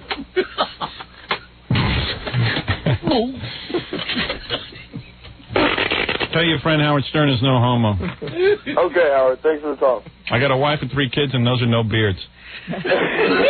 Thank you. Thanks. How dare he? I got nothing against being a homo, but I'm not one. Thank you. So you got to stop those rumors right away, Robin. That's right. They can get out of hand. In the bud. That's right. Nip those in the bud. I believe me. Bring a woman in here now, I'll have sex with her to prove it. My wife can't argue with that because You were just trying to I'm trying to prove my manhood. We're going to take a break, Rob, and we'll be back. I'll take some more phone calls. I've got plenty to get to here. I got to play some more entries into the big contest. Yeah. Just get a copy of my book quickly, Miss America. Tomorrow's the cutoff day, right? Yeah, and tomorrow's my birthday, and you can bet there'll be a birthday show. Robin would not disappoint me. If she did, I would be very disappointed. I'm sick. You Right. wouldn't take pity on me.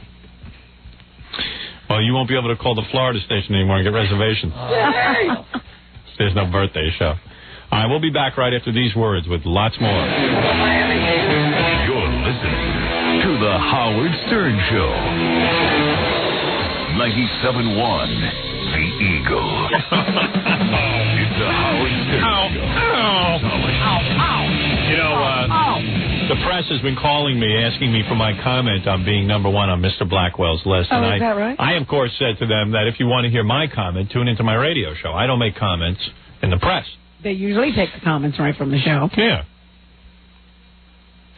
And I am coming out with my own top 10 list. What do you think of that? That is my comment. Here's my comment, Robin. Call the press. I am announcing my own top 10 list. Of? Well, I'll give you the list. See if you can tell. Is it worst dressed? No. I am coming out with my own top 10 list, and Mr. Blackwell is on it. Top 10 gay people? That's right. Top 10 gay people. You want my list now? Yes, I would like to have You want me to start with number 10 and then work up to it? Yes, I'll tell you what, I'll start from number 5. I don't want to go through 10 names, do I? Do you All have right. as good a lines to go along with each name? I have no lines to go along with it. Last minute. I don't sit there and rehearse this stuff like Mr. Blackwell. Number 10. Tom Chiasano. Wait a minute, these are the top 10 gay people. Right. Oh. Now, come on. Do you really want my top 10 list of Yes, gay I people? would. All right, I didn't really have one, but I'll give you one. You might as well give. I like All right. the idea. You like the idea. All right, here it is. Number 10 is Jim J. Bullock. Number 10. Yeah. No, okay, I got to rethink that. All right, here we go. Now you're just throwing out names and you haven't thought it out. No, here I go. You ready? Number 10, Rock Hudson. They can be dead or alive. Yeah. All right, you only want alive? All right, alive.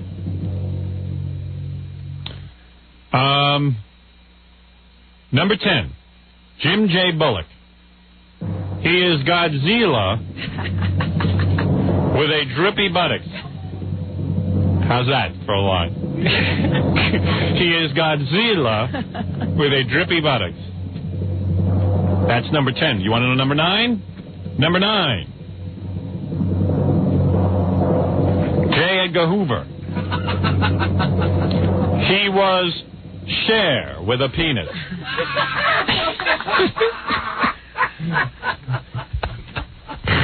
This is a good list. I'm going to come out with one every year. I like the top 10. You like it? You like it? I wish you would really give it some thought. Number 8.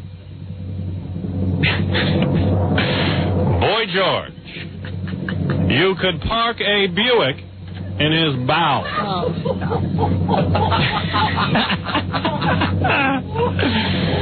Number 7.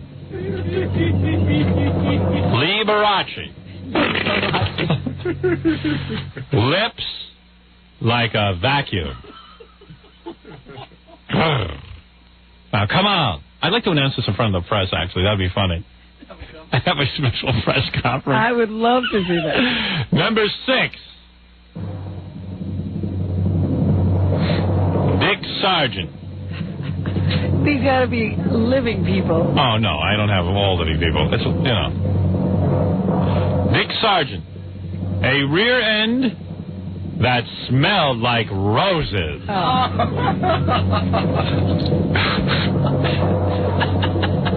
What number am I up to, Robin? Come on. Oh, no. 5? 5. Number 5. Top gay people. It's the drum roll I like. Did I say Rock Hudson yet? Yeah, you took him off. All right, I'm going to put him number 5. He could be on It was so nice. Queer. All right, number 5. No women on the list? Sandra Bernhard. Oh, my. She says she's bi. Right. Sandra Bernhard. A beast. Hoofa. A beast. Jackie's really enjoying it. She loves this. This is the top 10 gay people. This is like the worst dress list. What number am I up to? 4. Number 4. 200. I haven't listened to 200 fags. The 200 fag list? Yeah, 200 fag on the list. Out everybody. Like the Fortune 500? Yeah. Fag 200? Yeah. Number 4. Janice Ian. No, I'm not going to put Janice on there. She's not a top gay person. All right, number 4. I thought, either Katie Lang or Melissa Etheridge would make a list. Katie Lang. Eats tampons for breakfast. Number 3.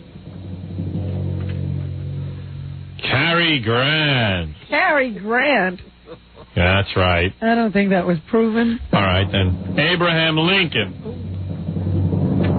Used to gargle his boyfriend's sea. Catch it in his beard. Catch it in his beard. Mary was a man. That's right, a beard. Lincoln's log was everyone's log. Number 2, top gay people.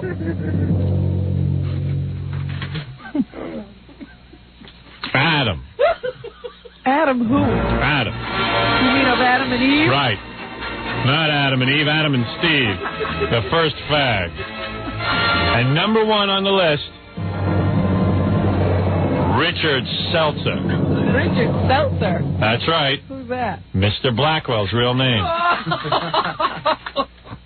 A shaved ass. Number 1, Richard Seltzer. Mr. Blackwell. And there is my top list. You know how some people you can tell when they're born if they're gay? Right. I think that Mr. Blackwell was one of those. He's top on the list. Nobody ever expected that he was going to be straight. And if anybody wants me to read my top list for the press, I'm available. Number 1, Mr. Blackwell. He has sex where he does number 2. Actually, he doesn't. You know, he told me he doesn't go for that. A lot of gay guys Yeah. said they don't go for that. That's right. Mark Harris says he doesn't go for that. Right. Yeah, I believe that. Oh, yeah. Sure. How come Mark Harris didn't get on the list? You what he said. I'm gonna switch my number 2. Mark Harris. Too gay for the list. Harris Mark hasn't Harris. gone that far. He's had more balls on his nose than a circus seal. How's that? These are just off the top of my head, so, you know, I'm restructuring my list. How's that? How'd you like to put that in your pipe and smoke it? I'm just trying to think of all the people you left off the list. Well, that's always next year. Maybe, you know, this list is still a work in progress. Right. But there is a top 10, and now there it is. And Mark Harris is number 2. trying to think who else is gay. John Wayne. John Wayne. You didn't mention, what's his name? Harvey Firestein. Oh, Harvey Firestein's number 3. Who did I have as number 3? Lincoln, I think. Lincoln. I leave Lincoln. Number 4 is Harvey Firestein. Can somebody review my list? Did anybody take notes? No.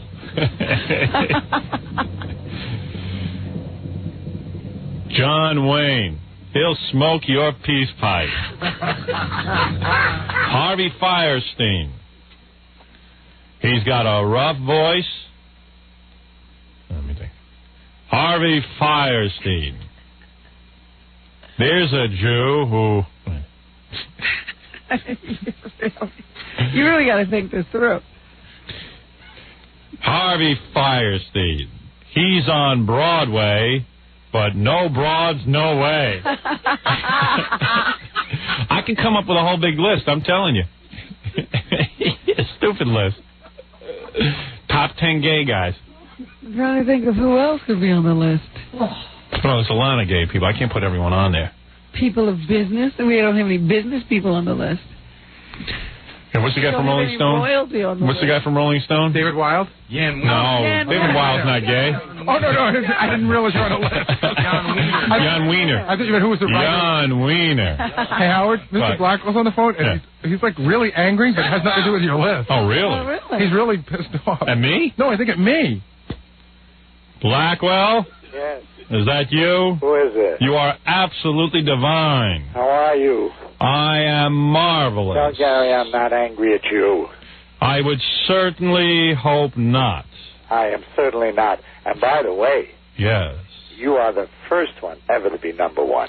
Congratulations to me. You are absolutely a dynamite image. Yes, I'm marvelous. Unbelievable. I was quite What do you complimented. mean you're the first one to be number 1? The first Come man. on the list? First man. First man ever to be number 1. Ever to be number 1. And you ought to see the front pages out here on you. It's unreal. Well, first of all, thank you for naming me number 1. And secondly, How aren't you... often do you get thanked? Right. And aren't you divine? Because not only do I love the publicity, but you have to love the publicity. I do. I really do. Honest, Howard, I wasn't sure, but when I saw those pictures of you, I said you made it. You are fantastic. And I like when you called me Godzilla. I've never heard anyone pronounce Godzilla's name that way before. Is there a better way? That is the proper pronunciation. What do other people say? They say Godzilla. Oh, they're wrong. And by the way, I'm coming out with my own list. I bet you are. After I see the attention you got with this list, I have my own list. I just right. announced it. You're number 1. That's the end of my life. That's the end of my... What kind of list? I was actually I was tickled pink by the fact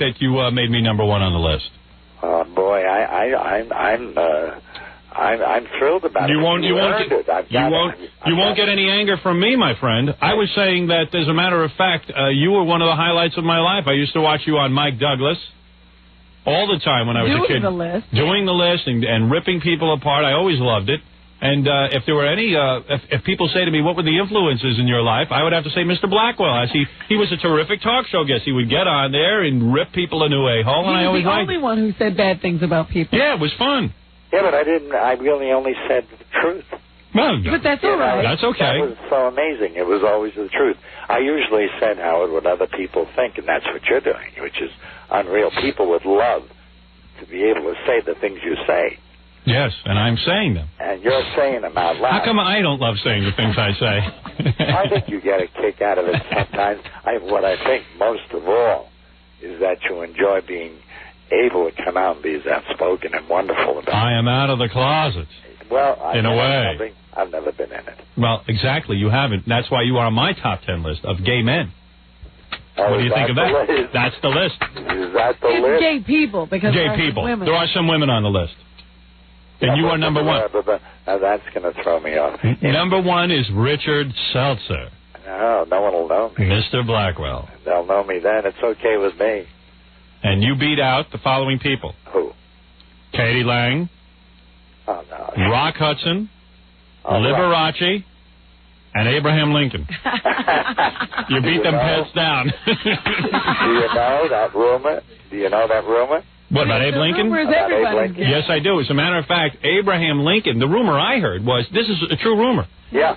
That he used to go to schools and pick up young boys. Oh, true? I didn't hear that. I knew Mary Todd, but I mean, I never heard a rumor like that. And she was a beard. And that gives you an idea that I'm 145, you know. Well, listen, he jilted John Wilkes Booth. That was why he got That's why he got shot in the temple, at the Jewish temple. How he didn't do that. Yes. You mean he had it for John Wilkes? Did you actually hear that Abraham Lincoln was gay? Yeah, well, I did. He did. I'm telling you. That's a big rumor in the gay community. No, I heard about it. What did Lincoln do that was gay? Come on, let's look at that beard. If you had a look at Mary Todd, wouldn't you go gay? Of course. I mean, come on, man. I'd rather be with a man.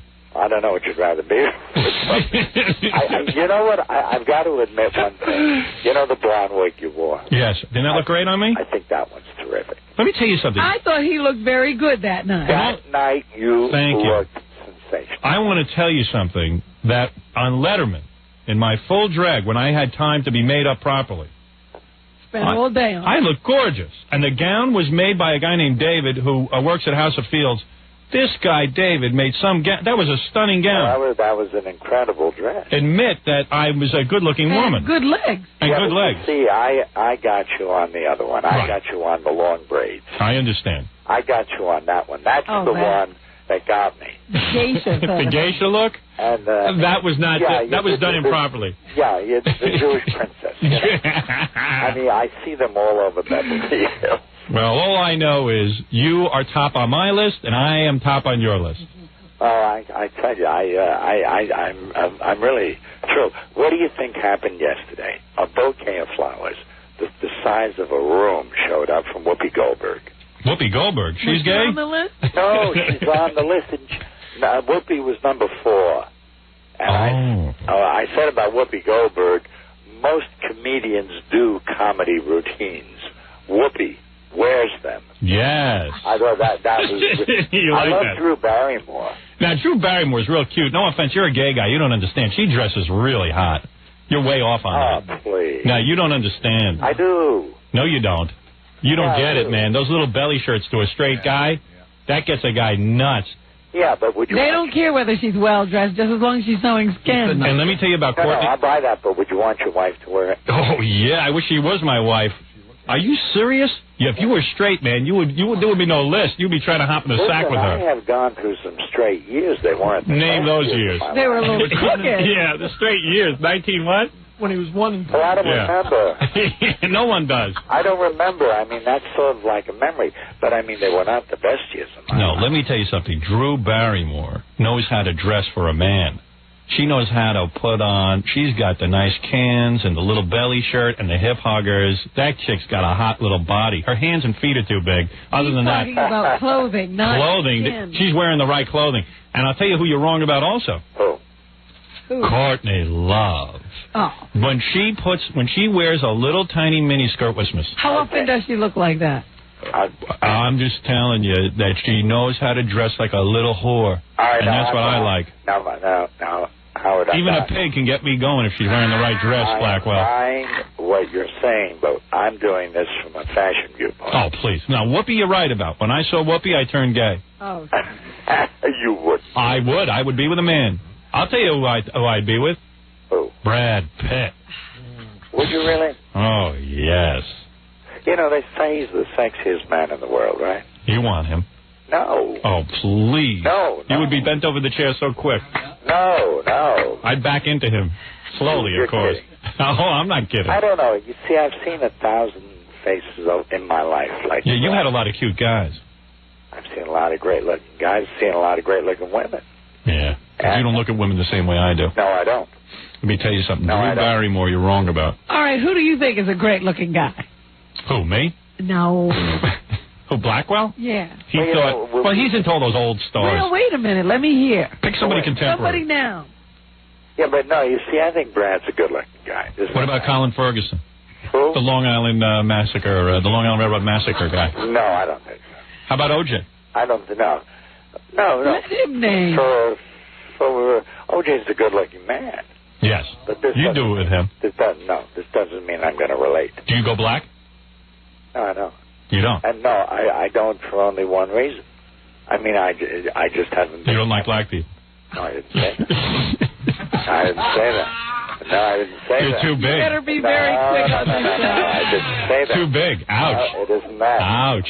Come on. I mean, we're not exactly dwarfs.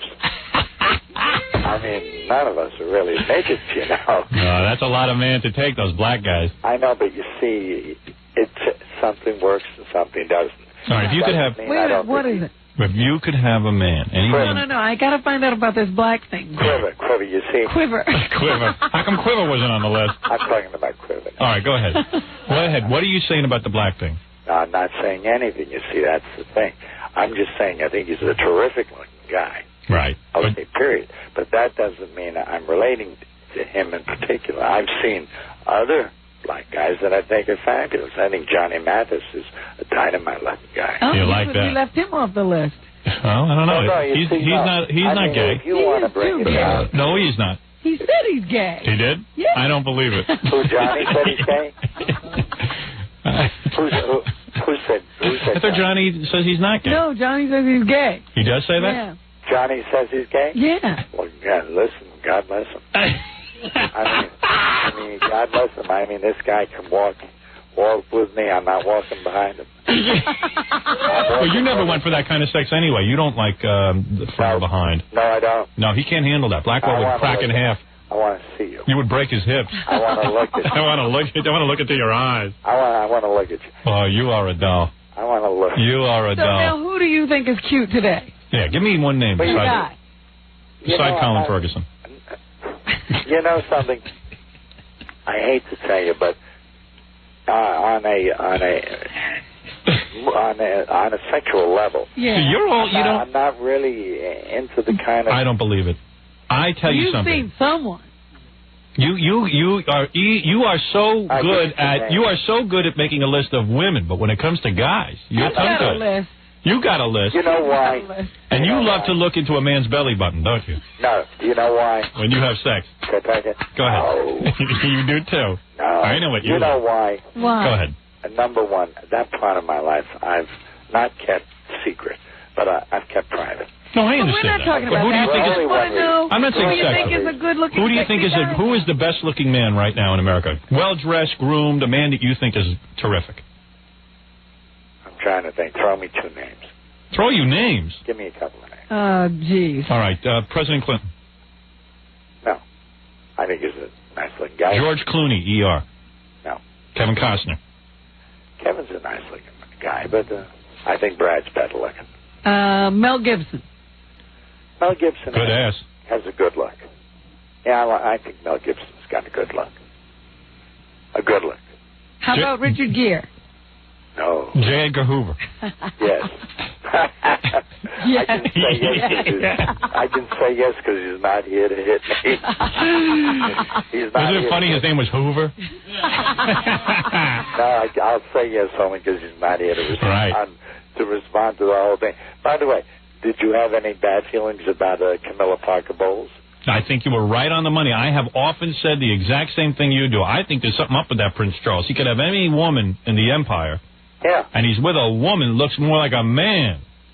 Well, I can't believe those thunder thighs. Oh, for God's sake. And those thunder thighs and jumbo elephant knees. Oh, you are so right. I mean, I can't believe she'd go out in a pair of shorts. You are so right. And why would he give up Guy for this? See how he talks about women, but he can't talk about men? Why won't he talk about men? What about Fabio? You like him? No. Oh, absolutely. Not your type? No. So you're not Arnold Schwarzenegger? No. What about Arnold Schwarzenegger? No, I think the muscle boy is out of my seat. How about, I'll tell you who you think is attractive. Who? Senator Al D'Amato. Right? Gay guys love him. Is that right? Oh, they're so turned on by him. True or false? Well, true.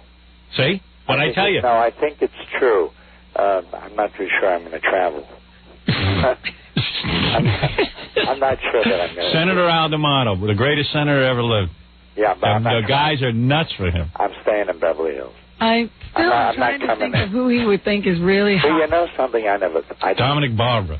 I don't give that any thought. Richard Gere's a good-looking guy. But, Richard Gere. I mean, you're talking about people. Would I want to go? No, just handsome. We're just saying who's hot. Who is the top 10 men? We don't have the kind of faces that I used to like. Really? The kind of faces I used to like. The faces like Valentino. Ty Power. I thought Ty had a great face. See, he had a great belly button. That's the only part you saw on him. He had to be one of the most, I guess, beautiful men alive. Yeah. Blackwell went nuts for him. Grant had a sensational look. I really do. Ever French kiss Ronald Reagan? The president? No. Ronald's not gay. Is that right? I don't think so. I didn't know if he was. I don't know if he is. All right, so do you think Sean Connery's handsome? Yeah. All right. I think he was. Not good anymore, right? Well, no, I think... Lost his looks. No. I think he was an incredibly handsome man, yeah. Ever seen the top of his head? Oh, I know. What about Pierce Brosnan? I hear what you say. No, I haven't. Well, you've had the best. No, but the look today is entirely different. What about Pierce Brosnan? Now, there's a cute guy. Yeah. All right, there you go. There's someone Blackwell likes. Now, wait a minute. I'm going to go with you there. All right. Now, yeah, Mr. Blackwell. You got that kind of face. I'm going to go with you there. Mr. Blackwell, I could talk shop with you all day. You know that. Yeah. I think this list is more impressive even than the most beautiful women. I'd rather hear you talk about guys. Well, you know what? When I get into New York, and tell Gary I wasn't mad. I just got numb. I thought, well, I got up and everything's been wrong. Oh, you mean he didn't call you properly? Well, let me tell you something. The kid's a moron. No, I thought something went wrong. He is not a top producer. I keep him around just because. He is a top producer. No. Blackwell. Very nice. He might be Mr. on Blackwell. your top 10. Mr. Blackwell, you are wrong. He is not a top producer. And if he has insulted you in any way. He did not. Are you attracted to him? No. I didn't think so. No one is. No, I mean, but he's not attracted to me either.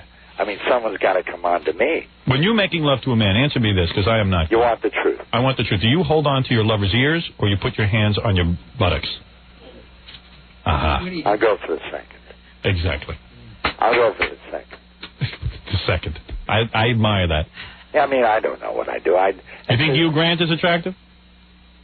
Yeah, I think Hugh Grant's a good-looking guy. You know, we haven't gotten one no out of him.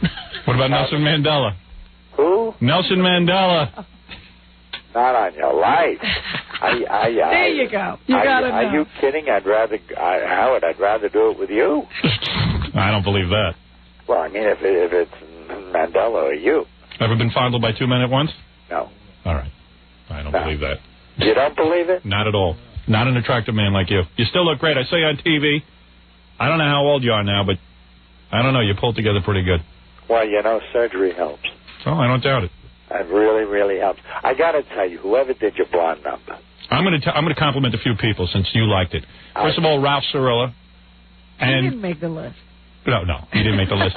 Also, all the guys at House of Fields, all the drag queens, all my good friend Fabian, my good friend Perfidia, and David. Thank you. Those are the guys. You know, when you came out with the first one, that's the one that we all saw and we all looked at, the one in the book. I'm gorgeous. And, well, the pigtails were too long. Yes, that was a mistake. I mean, you could have tripped on them. In those high heels. And the dress wasn't I was right. kind of worried about you in those high heels. By the way, I had trouble walking in them. Well, I believe you. I mean, you needed weights Yes. on those heels to hold you back. I looked like a hooker who just got it from 7 guys. Well, you looked like a I was hooker. wobbly. You had trouble walking Wait a out minute, on wait a David minute. Letterman, too. Yes, I did. You looked a lot like a hooker who couldn't get hooked. I hate that. You're a card. All right, listen, Mr. Blackwell, congratulations on the list gaining so much attention, of course, at my expense, but that doesn't matter. I enjoyed it. Yeah, but I'm going to send you a lot of stuff that I really think you're going to laugh at. Thank you. But when you can make number one, you got to know you are top drawer. I'm hot, baby. And boy, you got to be famous for something, and you're famous for a lot of Well, stuff. thank you, Mr. Blackwell, and I appreciate it. I don't mean to be nice. I mean, that isn't my intention. No, you never are a phony. I admit that. I mean, I just want to tell you, you earned your place. Thank you. Mr. Blackwell, again, thank you, and congratulations on the top 10 list. Well, that's fabulous. And tell Gary I think he's a good guy. I He is just not. thought I made a mistake. And No, you didn't make any mistake. He is an embarrassment, and No, he he continually gets me in trouble with people. Thank you. Well, tell him I think he's okay. Thank you, Mr. Blackwell. Bye. There he is, all the way from Los Angeles, Mr. Blackwell, who truly was an inspiration in my life. Truly was. Well, it's finally good for you to give credit where credit is due. Absolutely. Always running around saying you had no influence. Mr. Blackwell was my influence. He really was. I thought he was a great talk show host. I'll tell you who, I mean, not a host, but a guest. Yeah. That's what I used to watch when I was a kid. Blackwell and Don Rickles was good, too. Jackie Leonard was a great guest. Tony Fields was a great guest. Seriously. When I go on talk shows, I try in their Jody tradition. Goodman was a great guest. No, wrong. Jody Goodman was a bore. Was a fat, tired old bore. Oh, dear. What about Minnie Pearl? Awful. Awful guest. Channel changer. All right. You name them, just give me names and I'll react. Give me names. Let me think. Who used to be on my shows all the time? Sammy was a great co-host. Sammy was a good guest, except when he sang. No, when he talked, he was 5 fun. days, it was fun all 5 days on Mike Douglas. No, he wasn't. When he sang, it was too much. All right. What about his dancing? I'll give him that. He was a good dancer. But not a great talk show guest. All right. Bill Cosby. Awful talk show guest. One of the worst. One of the absolute dead worst comedians on the planet. A bore. You can't. I went to see him in concert one time. I almost passed out. Awful. Awful, awful guest. Awful host of the Tonight Show. Storytelling. Awful, boring. All right, enough. Awful. Steve Lawrence and Edie Gourmet. Awful. I mean, awful. Not a great guest. They used to do it a lot. Yeah, not great. They've been too old to do television since 1952. Jackie Vernon. Great, great guest. Better stand-up comedian than guest, though. He had to do set material. Not a great guest, but a good stand-up comic on talk shows. Oh. Came on, did his business, and was always consistently funny. Name him. Any other questions? I'm thinking. George Kirby. George Kirby was not a good guest. Was a good mimic. Not a great talk show guest. To be a great... Like Jackie Vernon was not a great talk show guest. Yeah. He was a good comedian. Right. A great talk show guest was Mr. Blackwell. You know who is the king of talk show guests, who is one of the greatest that ever lived? Who? Rex Reed. Phenomenal. Well, what happened? I don't know. Rex Reed was the movie critic. Was one of the best talk show guests ever to hit the planet. This guy could get on and he would rip people apart. He would say what was ever on his mind. He was fabulous. What about that was it Jack London and Rayco? Terrible guest. Awful bores. 2 bores. Jack London and Rayco. What about that Henry? The Chinese broad? Yeah. No good. Well, big deal. A white guy married a Chinese broad. I'm supposed to get excited? And he lived in a cabin? How many stories could I hear? And then they became John Lennon and Yoko. I was just thinking of somebody else. Henry Morgan. Henry Morgan was awful. Okay. Awful guest. Orson Bean. Awful guest. Boring. Sorry. Awful. Funny to losers and drunks. Oh. All right. Charles Grodin. Awful talk show guest. Awful.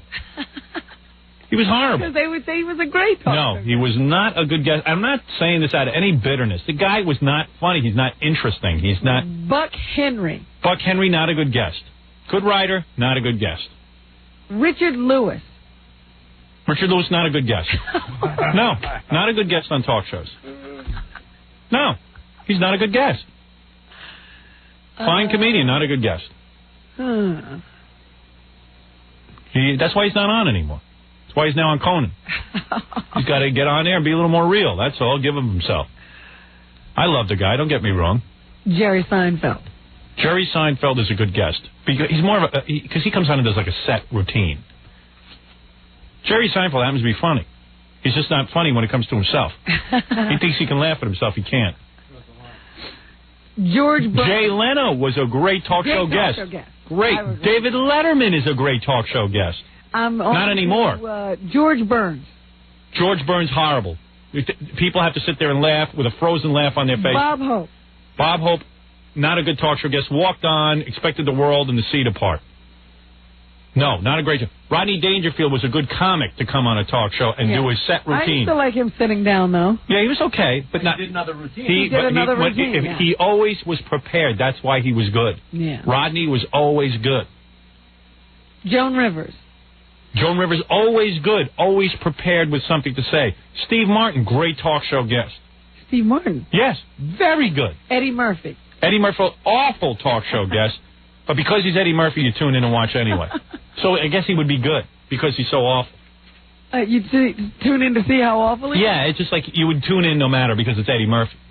Eddie Murphy can get away with it. He can get away with being bad. Robin Williams is a sleeping pill because he's never real. He's the same with the same routines over and over again. Billy Crystal. Billy Crystal is not a great talk show guest. He's a really good stand-up comic, but not a good talk show guest. And he has become self-indulgent with his movies. I watched this movie that he made called Forget Paris. Forget the movie. So bad. Two ugly people with a love affair on screen between him and this Deborah Winger who looks like, I don't know what happened in her life.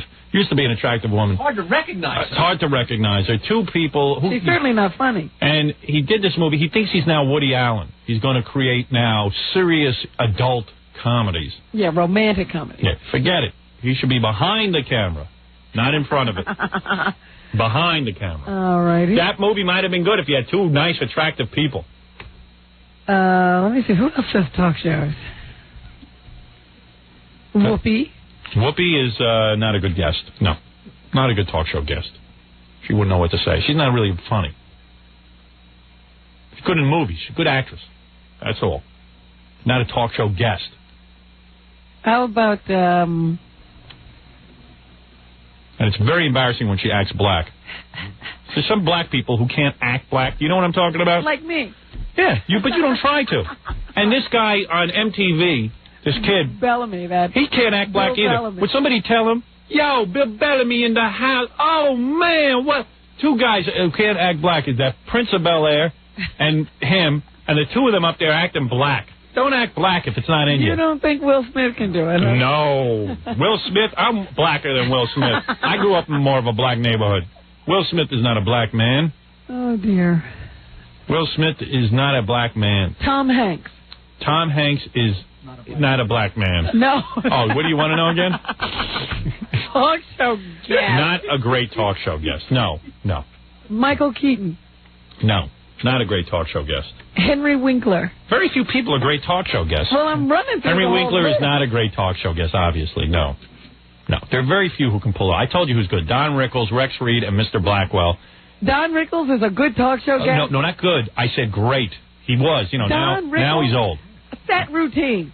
No. Go back and watch the old stuff. Yes. I don't care if it was set or not. He came on and killed. He was great. set as Rodney Dangerfield. I told you Rodney was great. You said he was good. Good. But it was set up. Don Rickles so was you great. Have to qualify. Don Rickles was great. That's all there is to it. No greater than Rodney. Don Rickles. All right, Jackie Mason. Jackie Mason's not a good talk show guest. I'm just throwing out names. He's a funny guy. Funny guy. I told you he's the funniest comedian around. No more brilliant mind than that. But when he gets on as a guest, he's got too many opinions, doesn't know how to light the room on fire. All right, the pre-MS Richard Pryor. Richard Pryor was a very, very good talk show guest. He could get on and tell good stories. Prepared stories that were very good. Yes, very good guest. Not anymore. Now it's sad. Sit there, watch him, you want to kill yourself. No. He is not good anymore. He is pathetic. He did himself in. He certainly did. And you can't feel sorry for him because he knew what he was doing. He was an adult, and he's lighting himself on fire. He's cocaine-free. I know who you think is a great talk show. Everybody's going to be surprised by this name. LaToya Jackson. Fantastic. And Jack whatever his name. Fantastic. Tops. They go beyond great. They're in another echelon. LaToya opens up and says things. You got to know how to interview her. And one thing about Rex Reed or Mr. Blackwell, you didn't even need to know how to interview. Mike Douglas was as wooden as a cardboard Indian. Just let them go. And he could get a good show out of them. LaToya, you got to know how to talk to her. But she's a good guest. Now, listen. I'm saying that Mr. Blackwell was one of the all-time greatest guests. Liberace was a fabulous guest. Most gays are good guests. Gays make good guests. Gays who are really flamboyant. Now, Richard Simmons is not a good guest, by the way. Why are you saying his name? He is not a good talk show guest. We were talking about gay people. Oh, I just thought of him. I don't know why. He is straight, actually.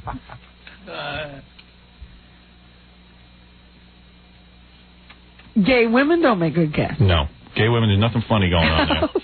Nothing funny being a gay woman. Nothing gay about it. Gay, flamboyant men are fabulous guests because they have an attitude about life. Hey, man, you don't like it? F it. Eat it. And believe me, they have. They've eaten just about everything. They've tossed a few salads in their time. They may be so bold. All right. Stirred lunch. Robert Blake. Robert Blake is one of the best talk show guests ever to hit the planet. I don't know about now, but I'm talking about in his prime. In his prime. This guy was brilliant. He's so brilliant as a talk show guest, he ended his own career. People couldn't even watch him in his dramatic role because he was so convincingly jacked up on something on these talk shows. And he talked his way out of show business. You could hear this guy ticking in his head about to explode. Yeah. Fabulous talk show guest. I got to tell you, this guy rates up there with the best of them. Burt Reynolds. No. Burt Reynolds could be a great talk show guest if he ever got honest. He is not honest. He did some pretty good talk shows. He's all right. He's not great. Not great. Not maybe today. Not great. He's very pompous. That's what gets in his way. He has no idea how funny he is for all the wrong reasons. And but if you notice, most of the great ones were gay. Face it, the world stares at gays. Gays are as good as Siamese twins. All right, of the greatest you said Don Rickles. I told you, Don Rickles, Rodney Rex Reed. Rex Reed. Jackie Leonard. Jackie Leonard was great. Toady Fields was great. What about Jackie Gleason? Jackie Gleason, as a talk show guest, I have no opinion. I never saw him on enough talk shows. I'm sure he wasn't that great. He had a very high opinion of himself. High opinion equals no good. I mean, Mr. Blackwell knows when he comes on, they're having him on because he better have opinions. There's no other reason to look at him. Not just to look at him. Right. Liberace. There was a walking disaster. That guy, you could stare at him all day. And it didn't matter that he was lying through his teeth. The questions were endless. Yeah. I haven't found the right woman yet, Mike. You haven't found the right woman. They don't make women with penises, Liberace. Wake up. And smell the hemorrhoid cream. Oh, I didn't find the right woman yet, Mike, but if I do, watch out. You see why gays make the great talk show guests? Because you can't ask them anything, and yet they're still good. Yeah, doesn't matter because who listens? You're busy watching. If you don't like what they're saying, there's plenty to look at. I'll tell you one of the greatest talk show guests of all time. Ooh. Monty Rock III. That's true. I forgot about Fantastic. Tiny Tim. Tiny Tim, fantastic. But Tiny Tim, today, you got to know how to interview him. Got to know what you're doing. I don't know, because I used to see him on Merv Griffin. And he was great. And he would bring that stuff up He's himself. a great interviewer. Great interviewer. One of the people we're forgetting, of course, is... Got his face, can't think of his name, the great comedian. You've been compared to him on talk shows. Lenny Bruce. No. On talk shows. What's his name? London Lee. Latka from Crosby. Andy Kaufman was a fabulous guest and could also be a very bad guest. But he was planning to be bad when he was bad. Yeah, and you know what?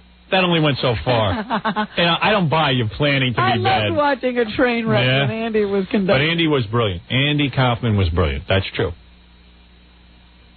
And who else is there? And very few people knew it. He was a Jew. All right. So there it is. Now you have all the secrets. All right. Why don't we take a break? And Andy Kaufman was great, but, sometimes we'll be like, hey, Andy Kaufman really sucked. And he'd be like, I planned that. You know what I mean? That only goes so far. Right, exactly. Yeah. Oh, yeah, I planned to suck. I wanted to suck. I want people to be talking about how bad I suck. Pee-wee Herman. Pee-wee Herman as a talk show guest was very, very strong. Very good. Came on, but had set material, but very strong. Yeah. Especially some of his appearances with Letterman. Yeah. But good guest. All right. Okay. Everybody happy now? Anybody else got a name they want to throw out? Norm Crosby. Norm Crosby? Not bad, but not one of the greats. Not bad. Set material. Alan King. Alan King? Not bad, not one of the greats. Alan King was good. Always consistently funny when he did stand up and everything in his day. But as a talk show guest, so-so. Good stand-up comedian. Thank you. Dean Martin. Dean Martin was a good talk show guest, not one of the greats. I know he did that moment on Johnny Carson, but you sit through all the rest of his crap. With the broads and all Jerry. that. Jerry Lewis, horrible talk show guest. Horrible. Very anxious to prove that he is the greatest man alive. Full of himself, and therefore can't laugh himself. Same with Alan King. The same guy who stands up at the tennis matches, has to wave to everyone. That's the talk show guest. No good. Out. Steve Allen. Steve Allen, a bore. Pompous and boring. Not one of the greats. Robin, I have to stop this laundry list of people you're throwing at me. You love this. I love rating people. You liked it. Well, we put ourselves above everyone that way. There you go.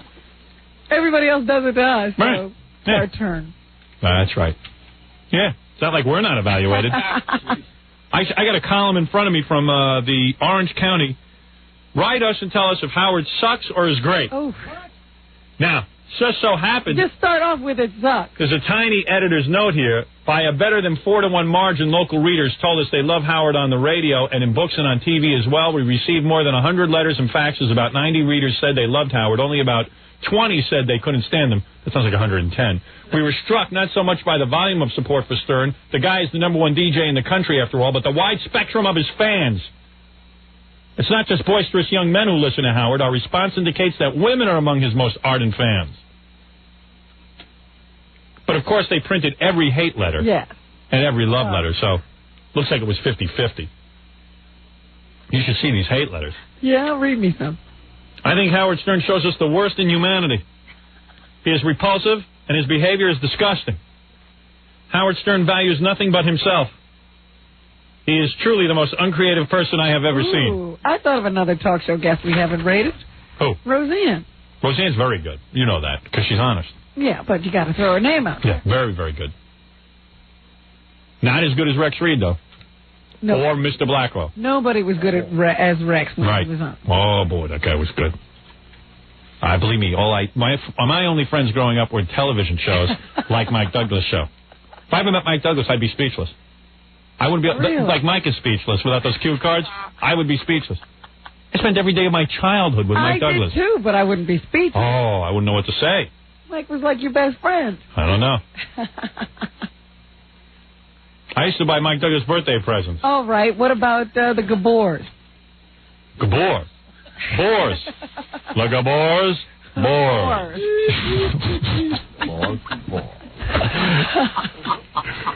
Oh, these hate letters are vicious. All right, let me hear. Finally, someone asked my opinion of Howard Stern and gives me an avenue to vent. First of all, it's a venue to vent, not an avenue to vent. Venue. Because it's finally an avenue for me to vent my frustrations. Howard Stern makes me sick. I am not the type who is easily offended. I'm a 29-year-old white male who's in a rock band, and I'm not involved in any religious organization. The reason Howard makes me sick is not that his material is offensive, which it is, but because I cannot take him seriously. I don't believe he means a word he says. He is simply a show, and his show will get no ratings points from me. What? That's signed Mrs. Blackwell. All right, we got to take a break. This is crazy. Yeah, we're getting crazy. All right, let's take a break, and we'll be back right after this. You're listening to The Howard Stern Show. 97.1 The Eagle. It's The Howard Stern Show. Come on, everybody. Here's Howard. Yeah. Come on, everybody. I got a Christmas gift from Gary Marshall, the director of Pretty Woman. He sent you a gift? It's a fabulous gift. What did he send you? It's the best gift I ever got. What did he send you? It's just a really thoughtful gift. It's not expensive or anything, but it is a leather. It took me a second to figure it out. It's a leather binder that says Private Parts, Howard Stern on the front. It's for guys who make movies. It's a movie script holder. Oh. So I put my script in there for Private Parts. Oh, you have that? Oh, yeah, of course. Had that for. How do I know what you have? Of course I have it. I don't know that you have a copy of it. Oh, yeah. Yeah, I didn't even know it was finished. Oh, yeah. Yeah, I mean, we're still working on it. Like I still have some criticisms on a couple of the things, but we discuss it. Doing notes? Yeah, I have notes. I have my leather-bound edition with my notes inside. Yeah, That's beautiful. Yeah, we're going to be fine-tuning the script even while we're shooting. Oh, I'm sure. Yeah. In fact, but I just didn't know there was a script. I was talking to the writer of the film last night. He plans that on my way over from here, the radio station, to the set, he will travel with me every day in the car, and we will discuss. Yeah, we will discuss the day's scenes. This reminds me of Sam Kinison. Yeah, riding in the a took. Yeah, well, but Sam went cuckoo. Sam really blew that. We're doing this with the studio's blessing. Oh, okay. Yeah. Sam tearing up the script. I just had so much fun during the commercials. Why? I should have taken you with me. Well, I heard Frank Flores was holding a sales meeting. Jackie walked by and saw the sales meeting. Yeah. Frank Flores is the sales manager. Local sales or something, I think. So, like, once a month, he gets all the salespeople who work for the station who sell advertising time, and he gets them in a room. And Frank's like this tiny guy. I think he's got a Bonaparte complex. Yeah, he's definitely a few bones apart from everyone else because everybody else has normal-sized bones. He's like 4'3", so he's like the local sales manager. So he has this big meeting where all of the salespeople sit in chairs, and he stands up. And they're at the same level? Yeah, and he stands up. He's like El Presidente. Yeah, and they have to, like, pay attention to him. So for every short guy, this is like a major thing to be getting that much respect. Right. So Jackie had walked by, and Jackie said to me, God, when I walked by the sales meeting, Frank got all upset because, I stood and stared at him, and he made me leave. He says, let's go look at him. He made him leave? Well, yeah. So, how did he do that? Because it's like stood at the door and being on the side of it. Because the door's open, because it must be hot in there. Right. So I said, let's go down there. And we weren't going to disrupt it. We just want to go stare at Frank. So we me, Gary, and Jackie run down there. And as we're running there, Jackie gets behind me and pushes me into the door, which is always funny. When you do it to me. Yeah, because I went flying in. I didn't even. Boom. And I said, I can't believe I fell for that. And I went flying in the room. And then Frank's looking at me like, ooh. So then I go running out of the room, and we're laughing our asses off in the hall, and it's disrupted Frank's whole meeting. And then Jackie starts making fart noises. Giant, big fart noises.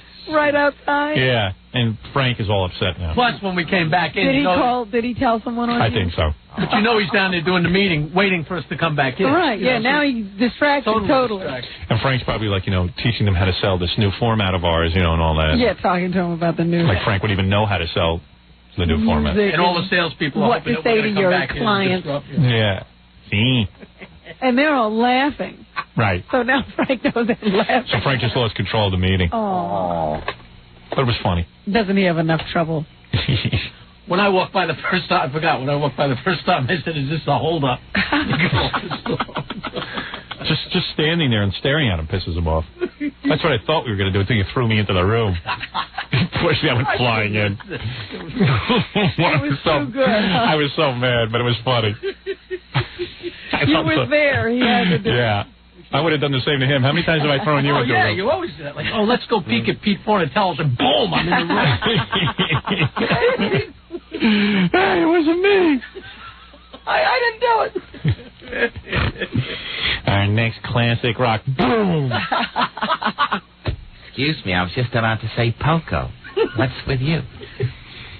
Oh, I was about to tell you about Maria Melito and Fred yesterday. Yeah, so let me set this up. Okay. Oh, did I play any contest stuff too? No. Oh, yeah. Hey, if you want to get in on the contest, the only thing I can say is, I'll get right back to that. If you want to get in on the contest, my book, Miss America, get a copy of it. Read into a cassette, 30 seconds. Favorite part of the book. Favorite part of the book. Wait, I'll play you a couple of new entries real quick. Here's a guy, you know, this is pretty good. This guy took the part. Gee, I hope I recued these. See. What, were you listening earlier? Yeah. No, I always mess this up. Anyway, just get a cassette, record. It's due tomorrow. 30 seconds. Is 30 seconds. You read your favorite part of the book in there, any way you want, and you can get to go to scores with us. Be creative, though. We've had some really good entries. Exactly. And one person from each market that's participating gets to go to a scores party. That's right. And you have to be 21 or older because, you know, there's naked girls and drinking. And you hang out with all us guys. And like devil stuff is going to happen. And these girls treat us really good because they load us up with funny money.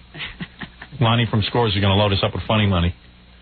And you can see they're really friendly, you know. They like have to dance for you. It'll be the way you've always wanted to be. You know the slogan at Scores? What? Where you are king. And you are king. Yeah. As long as you got funny money. Yeah. When the funny money runs out, you are nobody. But it's really hot girls who just worship you. Doing whatever they can to make you happy. To make you feel like a man, a desirable man. You walk out of there, you actually don't feel like a loser. I can't tell you how many times I've talked to guys after these parties, and they tell me they swear that the girl they were with is in love with them. Really like them. Oh, yeah, I'm sure all these girls love me. They love me as long as I hold that wad in my hand. Hey, let me tell you something. So anyway, we'll go down there. I'll introduce you to Rhonda. Rhonda's one of your favorites? Oh, yeah. Rhonda and Michelle. You remember. Oh, I know every one of their names. My favorite girls, I know. Because I'm trying to remember to ask you about somebody. I can't remember her name. Oh, I know them all. What's that blonde's name? So you Michelle. in here with Fred. Oh, I know who you mean. Jolene. Yeah, she's still around? She's out of town, so sometimes she's there, sometimes she isn't. Oh, because I never hear her name anymore. You're not there. I don't remember you. She's hot, too. They're all hot. Friendly. When you have funny money. Dance for you. So will the girls who were in the van be there? Oh, yeah. Oh, yeah. Lonnie always brings in new ones. I'll tell you, he knows how to run a party. A nice little mix of a little bit of the old, a little bit of the new. I give Lonnie carte blanche.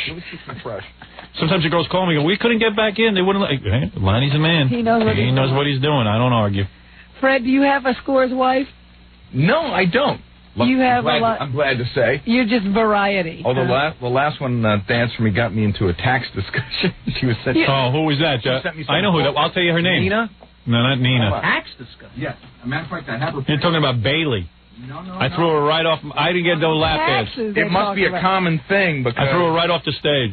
I said, "Don't talk to me about finance, honey." Here you go. Here's her picture, and she sent you an autographed picture. You say, when were you going to give me that? I was going to give it to you today. Oh wow, she's cute.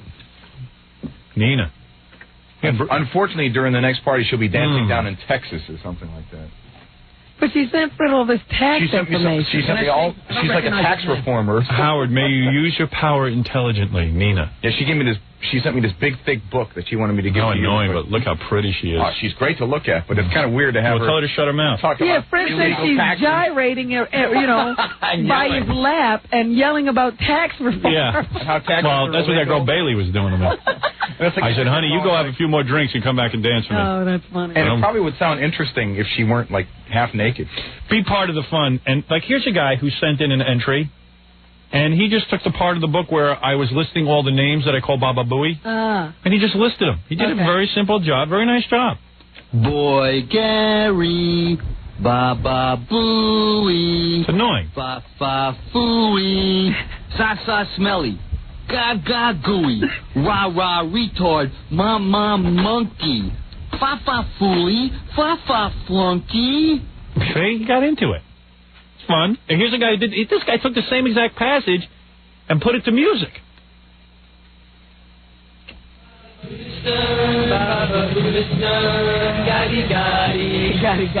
You know, the guy went wild with it. They just got the same exact passage. Dealt with two different ways. Mm-hmm.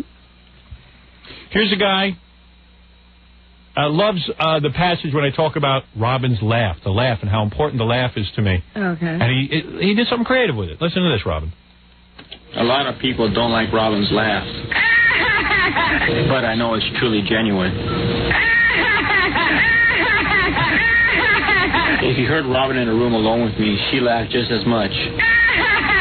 Her laugh is a great tonic for me. What I like about this one is that your laugh almost doesn't become a laugh after a while. Right. It's almost like a, what is that? Like a mantra. It's like a mantra, right. Sometimes she laughs at things I don't realize are funny. And that keeps me going on the topic. If she doesn't laugh. Don't you like his read, how uninspired it is? He's totally deadpan. He's like, If she doesn't laugh. I might lose confidence at going to something else. When I hear Robin's laugh, I feel that I'm on target. So, nice job, right? This is going to be hard to choose from. Very good. It sounds like Jackie Vernon reading. It's like the Jackie Vernon Robin Quivers show.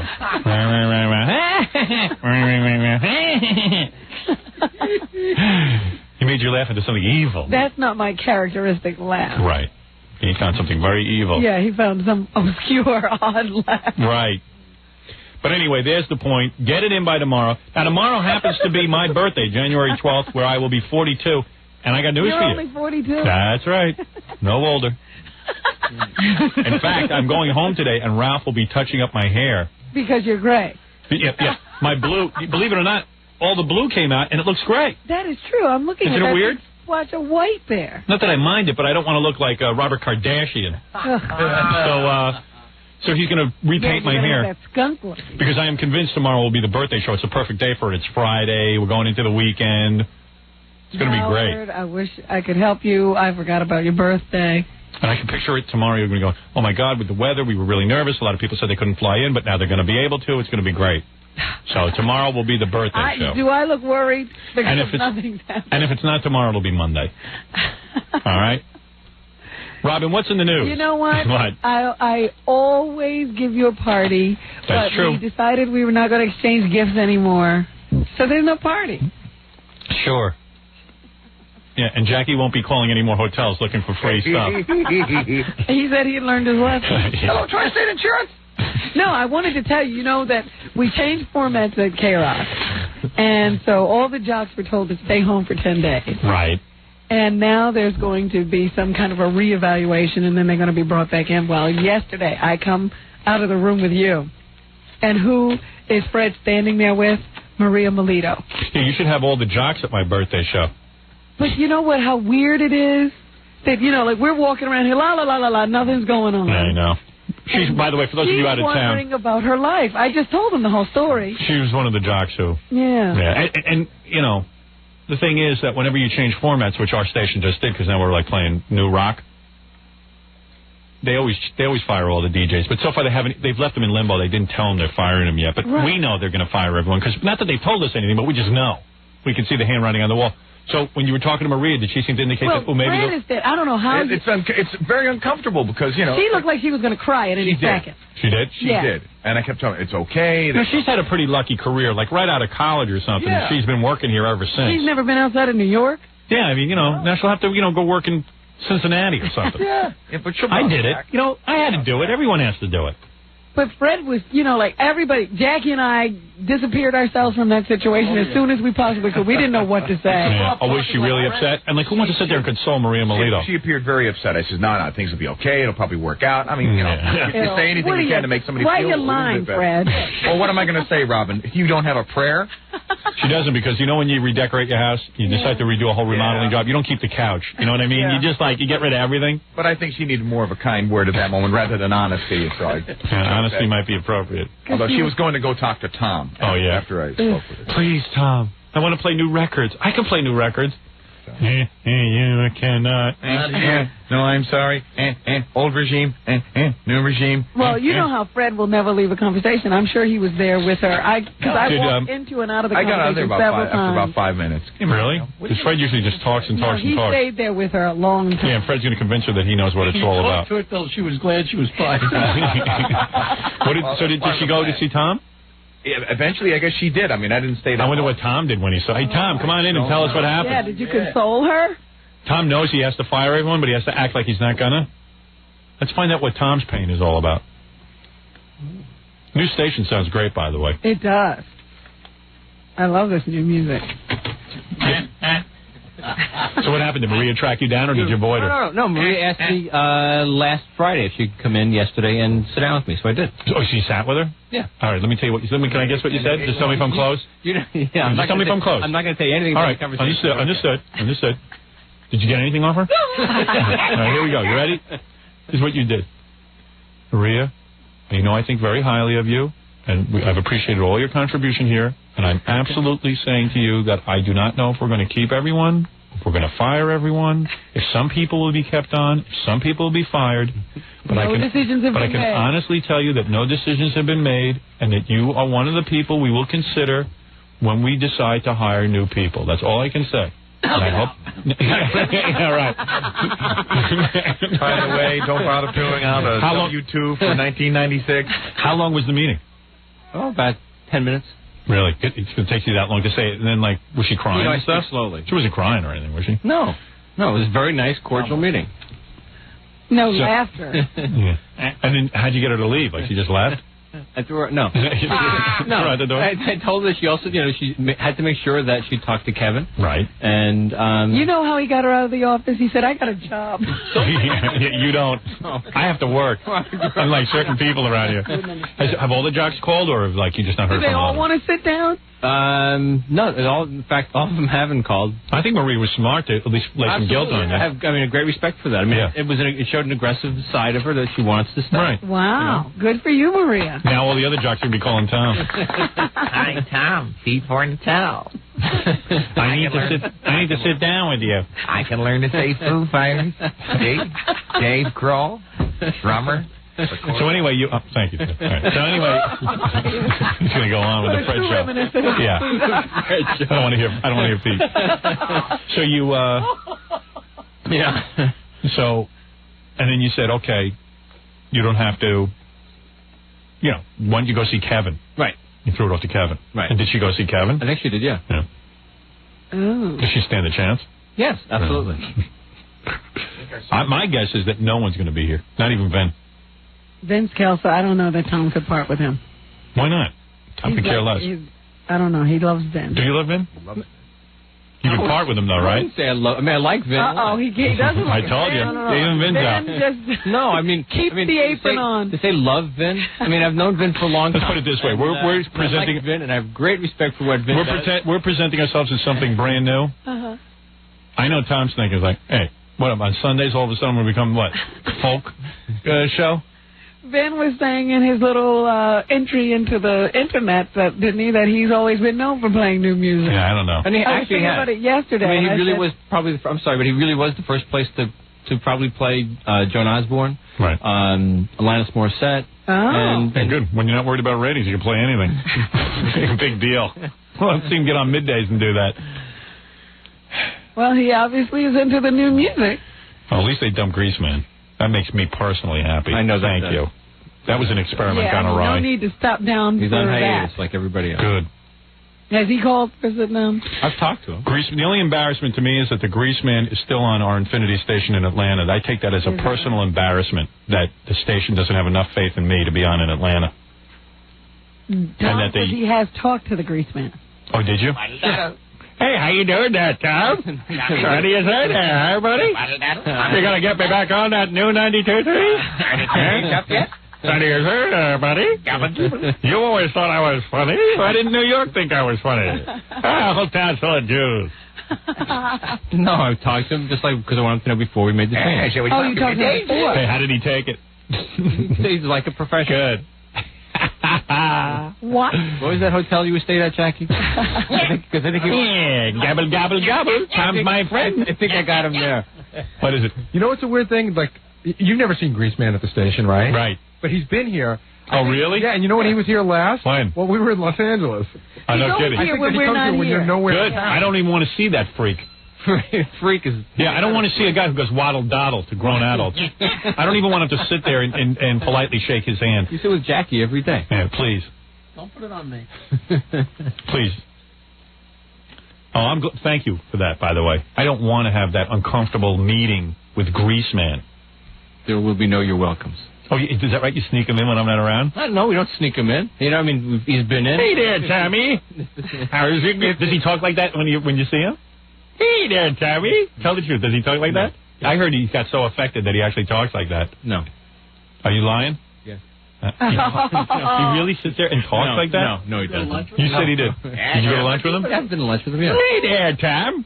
Tumble Timber, one of my favorite people. You mean the guy sits there and does that to your face? No, I said no. Swear to God? Swear to your Lord Jesus Christ that he doesn't do it. Good. I do. You do what? I do swear. Swear to who? Who pays? You pay? Sure. He pays. He should pay. You should be happy he gets to go to lunch with somebody. When do you want to go to lunch? Hey there, Gobble Tom. Never. Hey there, Gobble Tommy Tom. Gobble Gibble, let's order some turkey. Yeah, what does lunch get? I heard the guy does it. No. Yeah.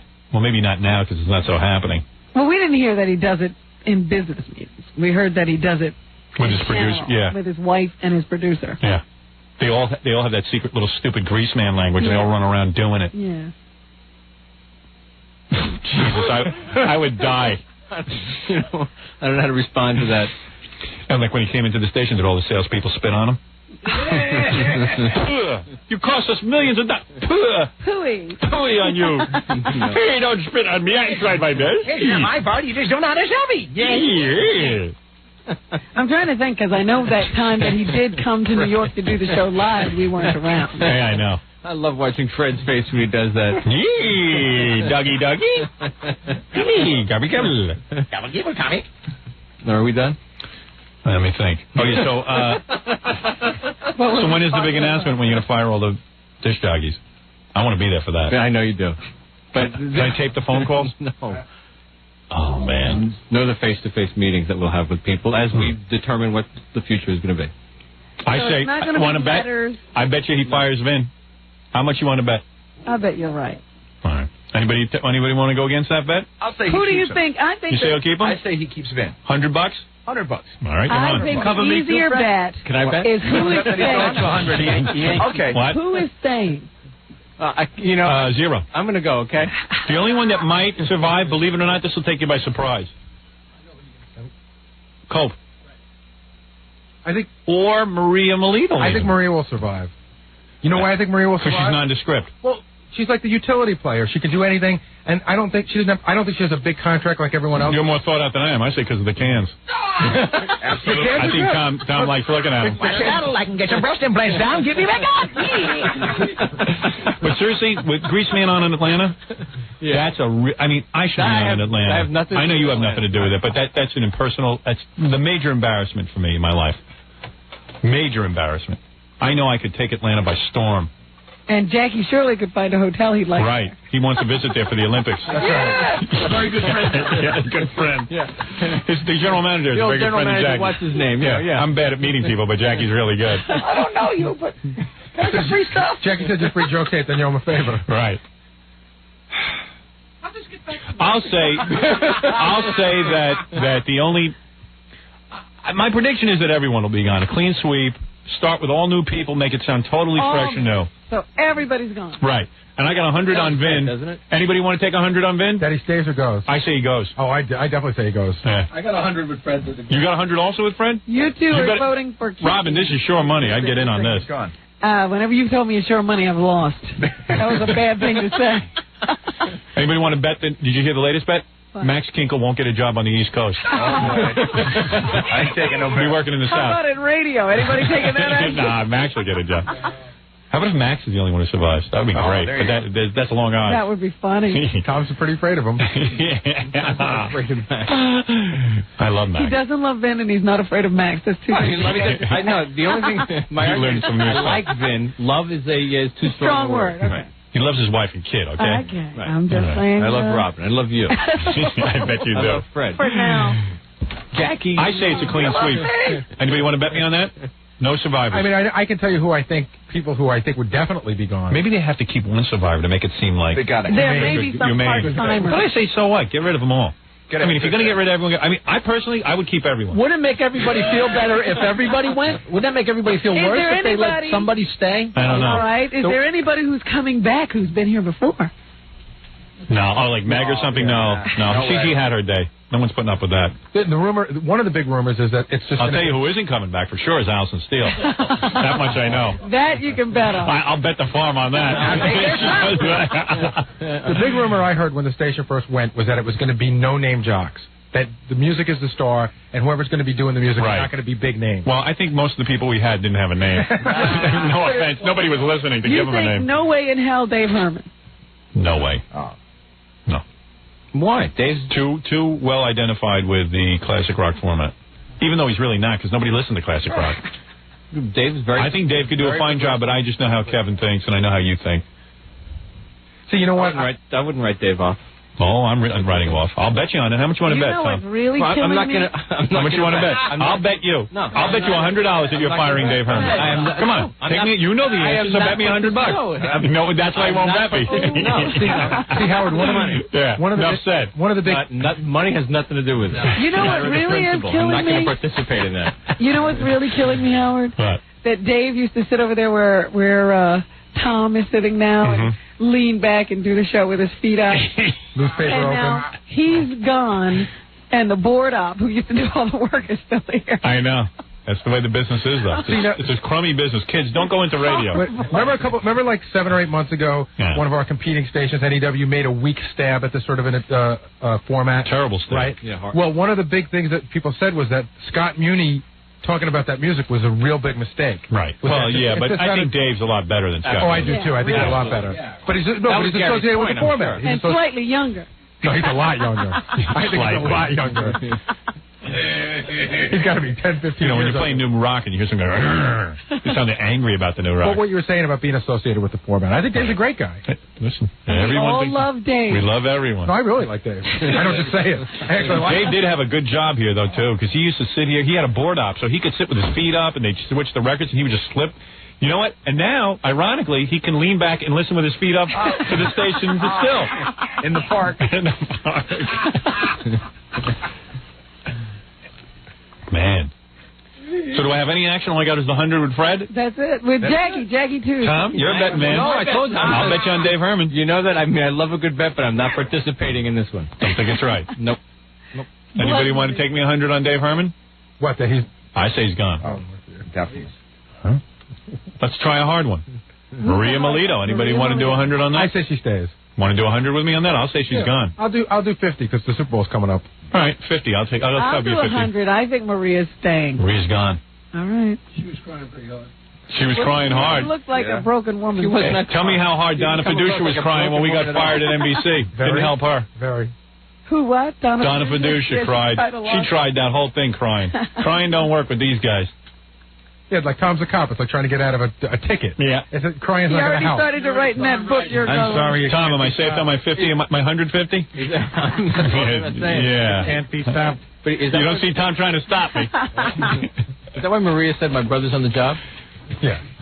Robin, I got 100 with you. I say Maria goes. All right. Gary, I got 50 with you. Fred, I got 100 with you on the Vince Kelsa.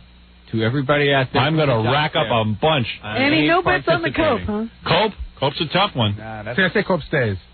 Really? That's let me think if I want to take that bet. He barely stays when he's here. That's true. But again, that's why I'm thinking it might be saving grace. Cope is like a low-maintenance guy. I know. You know what I mean? So, like, they need jocks, but I don't know. You see, what might happen... Cope, boy, that's a tough one. Station sounds really good, too, I say Cope's a loser's loser. I say he's gone. All right, how much you want on him? I'll do the other 50. 50? Okay, there you go. I'll do 100. I say the Cope is staying. I say he's gone.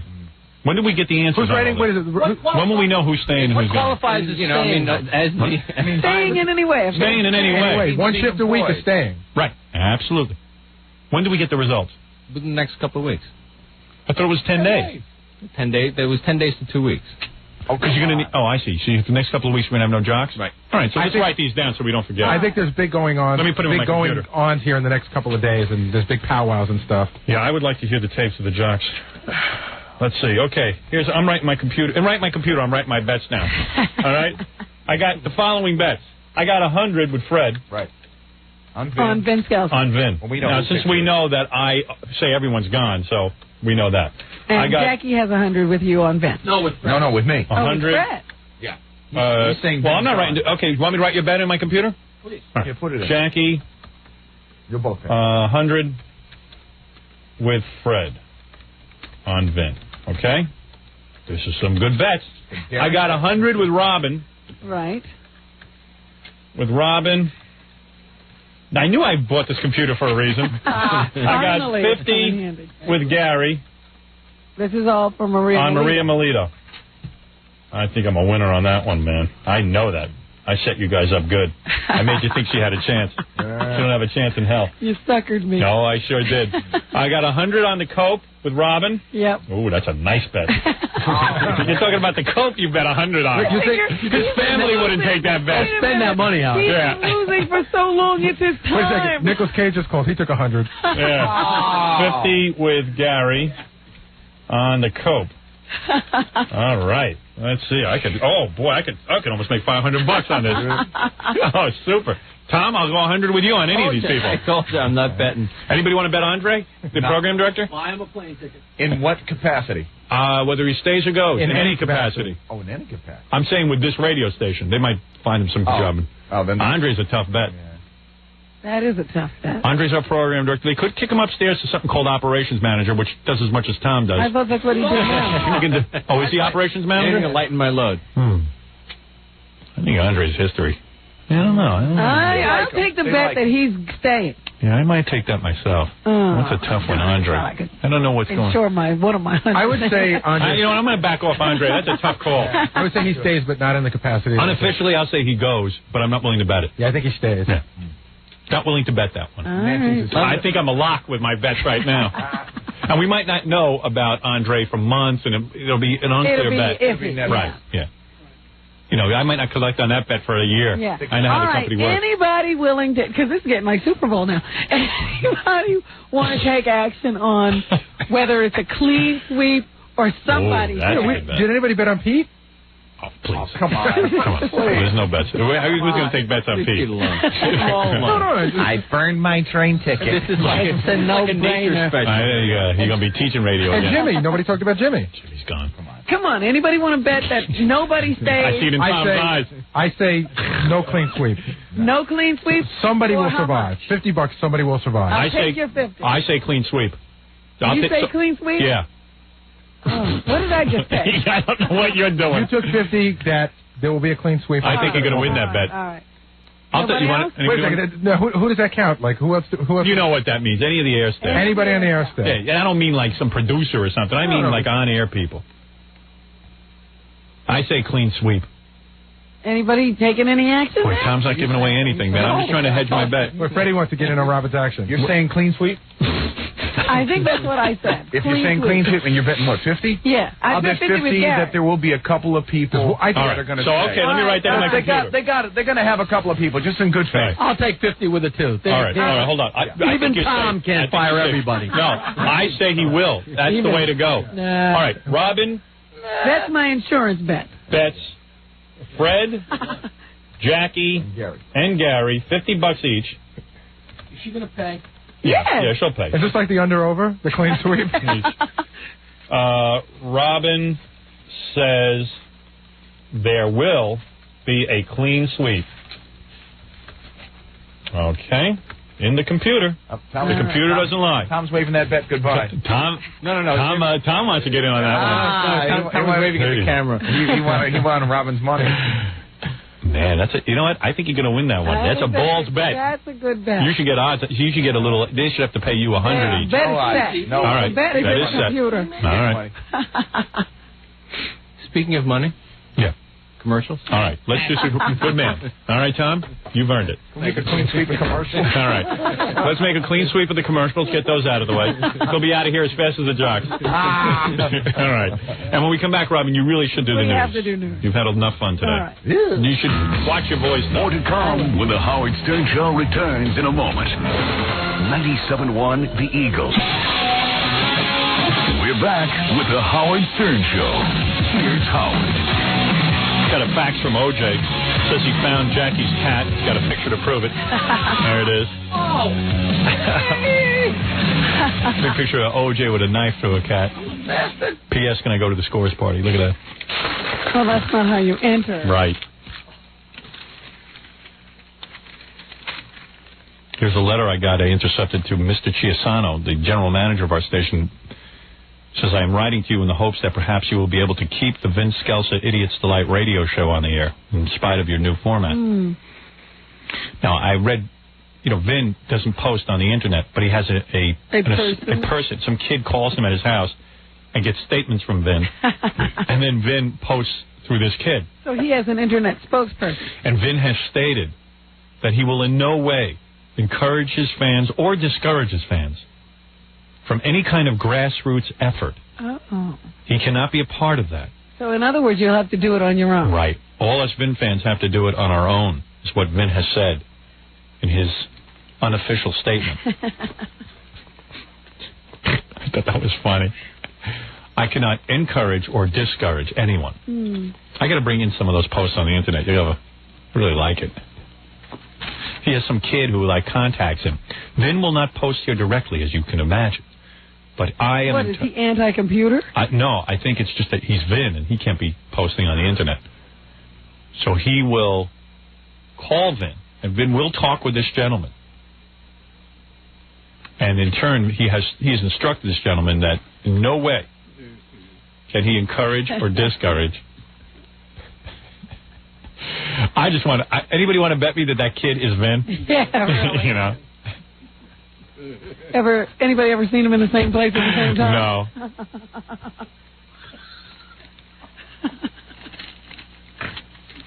And there's carbon copy, Mr. Mel Karmazin, the president of Infinity. So there's a big push for Vin. And this guy is a lawyer. Yeah, well, they probably think that Mel doesn't know what Tom is up to. They better tell him. Here's a fax that says, I bet $500 that I get fired. Pete Fornatel. Hey, I need the money. I hope they also fire that stupid dope Tom. I do not believe this is really from Pete. You think Pete's not entering our betting pool? And this one says Tom should be fired for stupidity. This is someone who advocates Tom being fired, not the jocks. He says, I'll listen to Dave and Pete on any station they go to. You better not let them go, you morons. I am not going to listen to airheaded Generation X DJs. Kevin is a toad. Already Kevin's getting hate mail. I love that. Tom is a jerk. I love that. And it's not signed, by the way. See? Coward. Coward.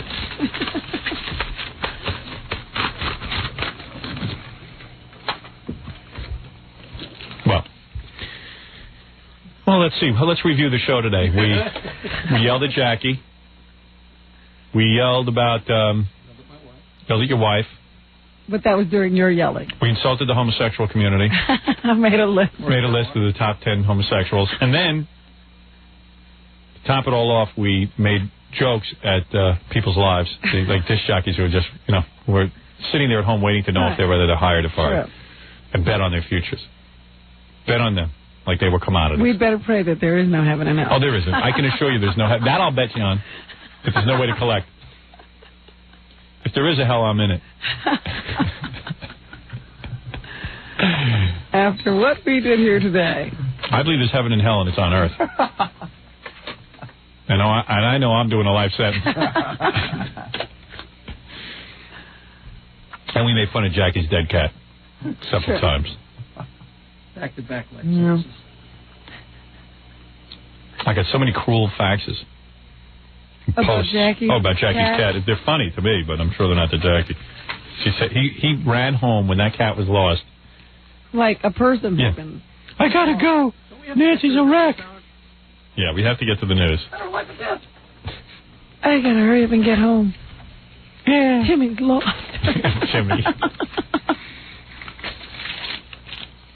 If I could have an invisible reporter follow them around, I know I'd have material for months.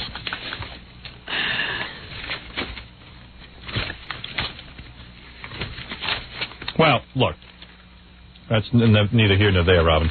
I mean, we're sorry for Timmy. We are?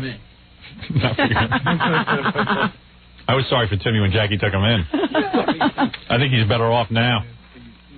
Wherever he is. Oh, I hope there's a hell. Better off his roadkill.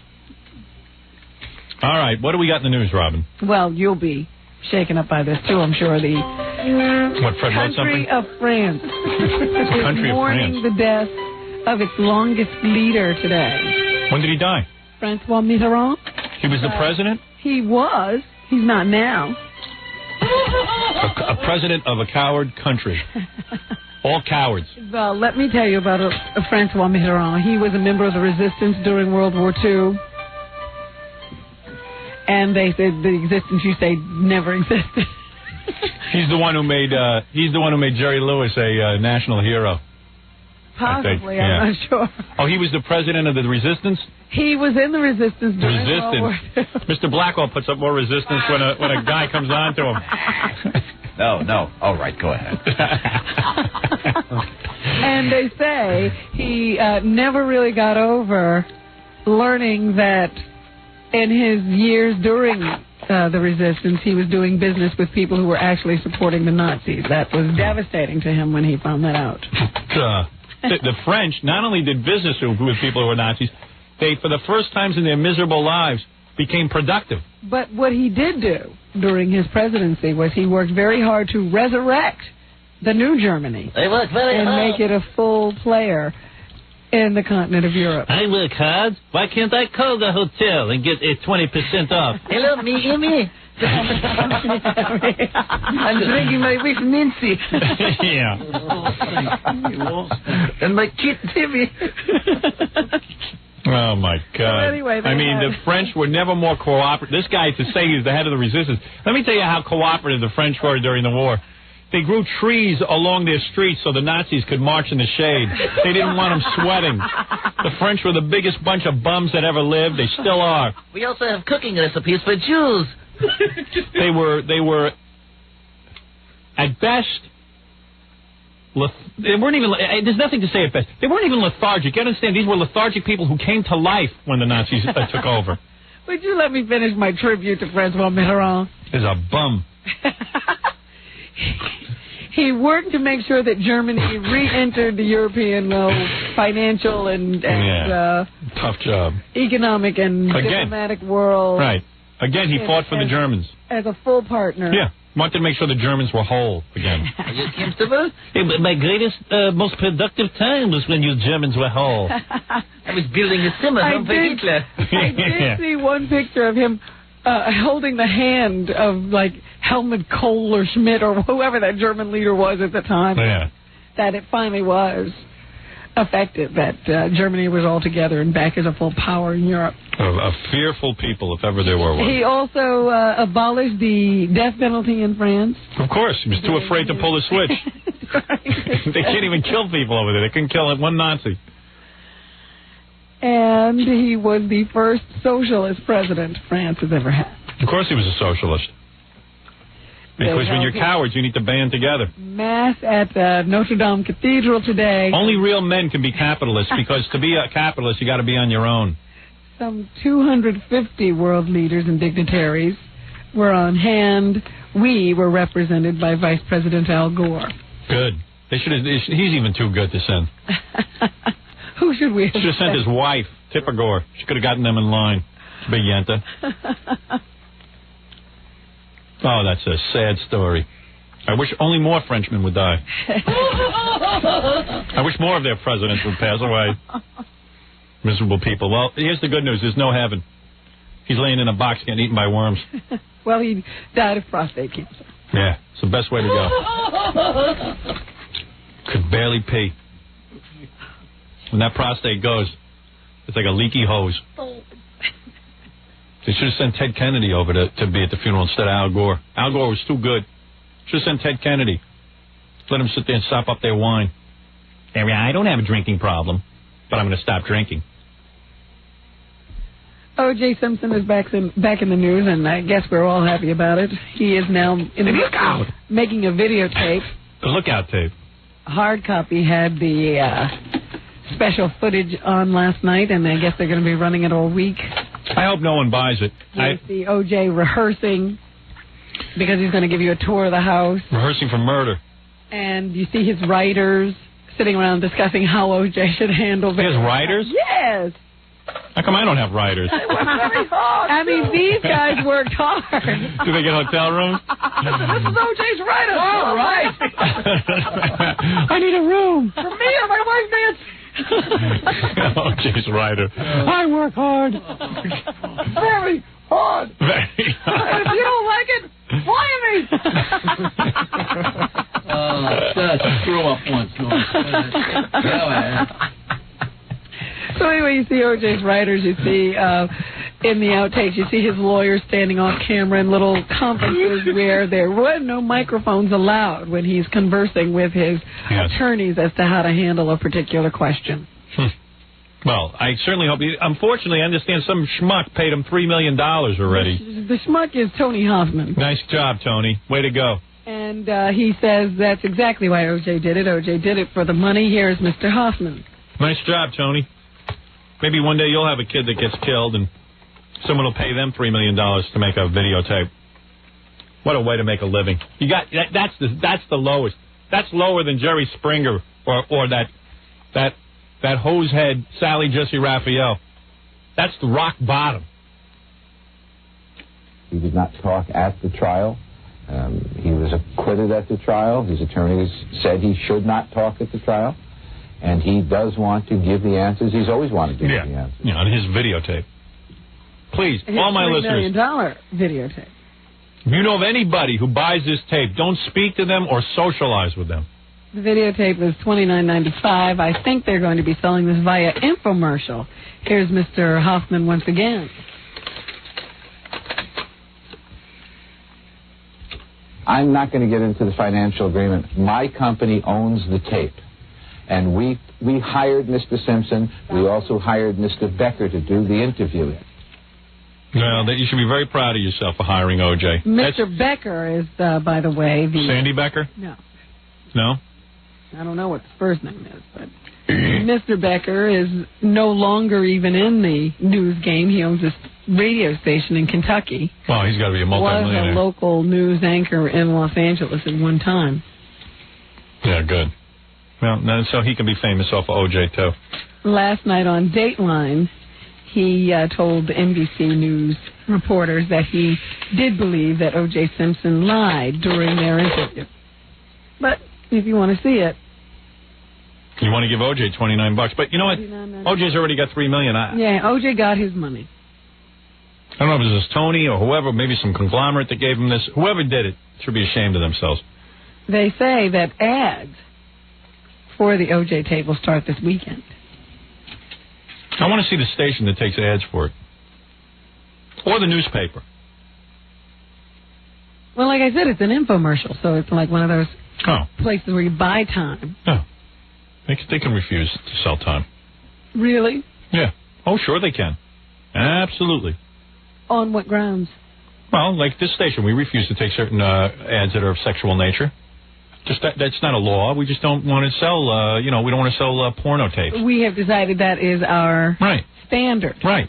However, what would be your reason for rejecting O.J.? He murdered 2 people. That might be the reason. But he was acquitted. Oh. Oh, that's right. So, I mean, that would be his argument, that you're doing this, and it's a breach of his right to freedom of speech. I don't think anybody has a right to advertise. I don't see that in the Bill of Rights. The right to advertise. No, you have the right to buy time. If a station is selling time. You do not have the right to buy time. Unless you're running for political office. That would be discriminatory. Yeah, you can discriminate. Believe it or not, there's a private business. You can actually discriminate. No, you can't. Yes, you can. Not without good reason. There's good reason. There's plenty of good reasons. There's 2 good reasons. Legally, Howard. No, I'm telling you. Tom, you know this better than me. Can't we refuse OJ's infomercial? Not that Tom's ever refused anything. This would be tough for him. You got 30 grand. Tom's there. Tom's on the phone to you. We wouldn't just the answer is yes. You can refuse. Absolutely. You could refuse to sell. You can refuse Tony to sell Hoffman advertising to anybody you don't want to sell it to. Right. For no reason. X-rated movies. Right. We wouldn't take OJ. Right. You would not take OJ. Nope. Even though he sat on the board of directors. We took him once. We took him once. Really, man? That was before. If OJ kills himself, maybe then we'll consider. Right, thank you. All right, we got to take a break, Rob, and we'll be back and allow you to, of course, do your update on the news right after this. You're listening to The Howard Stern Show. More after this. 97.1 The Eagle. It's The Howard Stern Show. Here's Howard. I love it. Any more snow in the forecast, Robin? Yes, tomorrow. I was going to talk about that. As I say, another nor'easter is headed our way. No, come on. Hey, that was fun, the last one. Oh. Probably get a day off. Yeah. This is my turn in the barrel, isn't it? Hey, I'm going to get something free.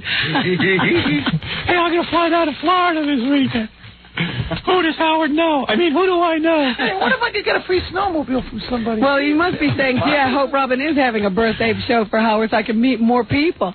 Yeah. Jackie loves the birthday show. Yes. Hey, the birthday show is tomorrow, I think. Again, I'm not privy, but I would guess. How could you promote something you know nothing about? Yeah, do it every day. Take a look at our commercials. Do you think I have any idea what these guys are up to? Amazing. So, okay, what else is in the news? Well, Marlon Brando's son Christian was let go yesterday. Who, Crazy Eyes?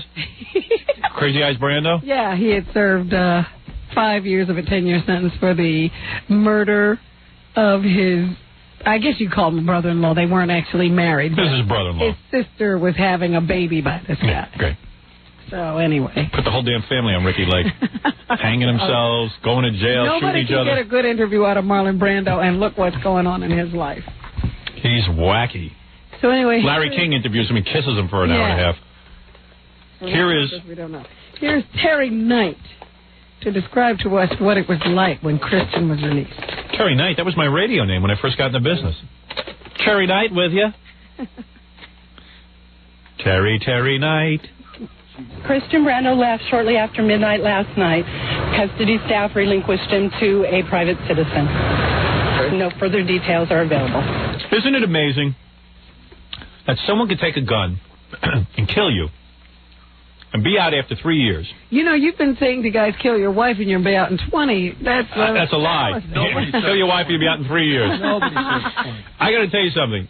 There is a guy, I have to say this again, because my heart breaks every time I think of him, and I got a letter from some woman who's close to him.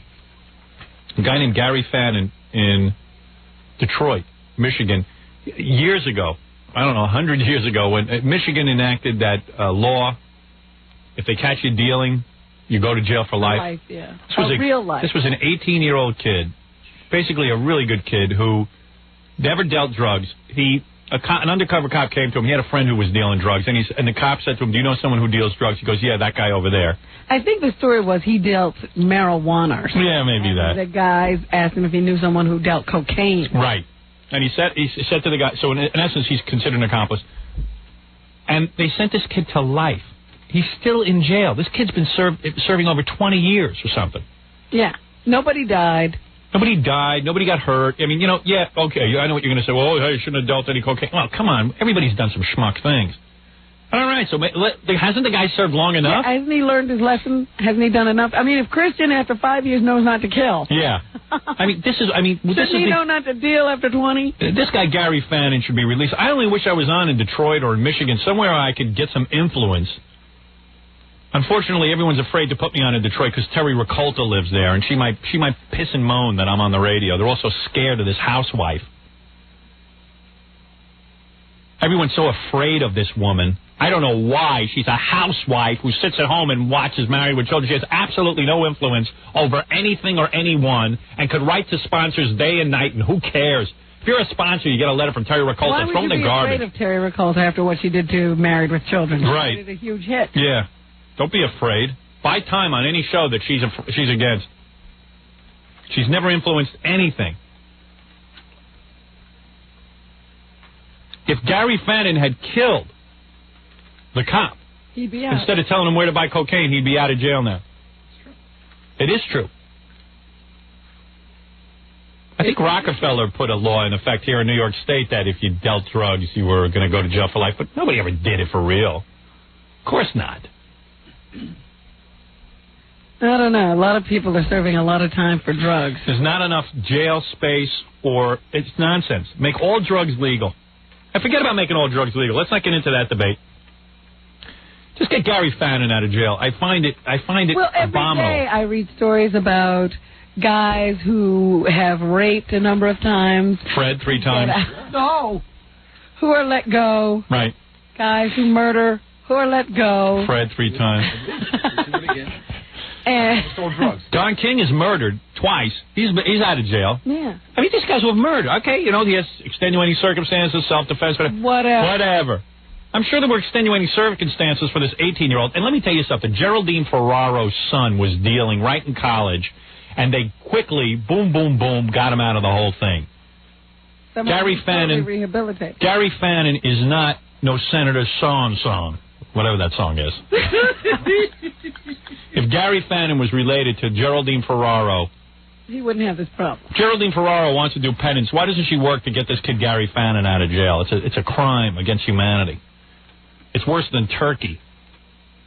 Worse than Turkey? Remember Turkish prisons used to lock you up and throw away the key if you dealt some hash? Midnight Express. Oh, please, Robin. All you got to do is know someone, and Gary Fannin would be out. I understand Gary Fannin now is up before some judge. Some judge has ruled that perhaps he was arrested improperly, something, so they need some money for his legal defense. The guy has no money. Yeah. Some woman wrote me a letter. I was going to ask Jackie if he'd send Gary Fannin some money. Well, then he's staying in pot jail. to raise some money. Yeah. He is staying in jail if he needs Jackie's money. Hey, I work hard for it. Don't talk about my money. I never sold drugs. At least didn't get caught. Anyway, anything else, Robin? Anyway, yeah, Cheyenne Brando no longer is with us. She hanged herself, unable to get over the death of Dag Drolette. And Brando's son, Christian, walked out of prison yesterday, and we're still not sure. I like your voice like this. Where he went. I like it better than your regular voice. Well, thank you very much. It sounds like you sound like a little Petty Crone. You're like a hardened, seasoned newswoman. Right, thank you very much. Yeah, you take her more seriously than that beautiful, melodic voice that you normally use. I thought, for a while, I thought I was sounding like Marge Simpson. No, it's very hard-hitting.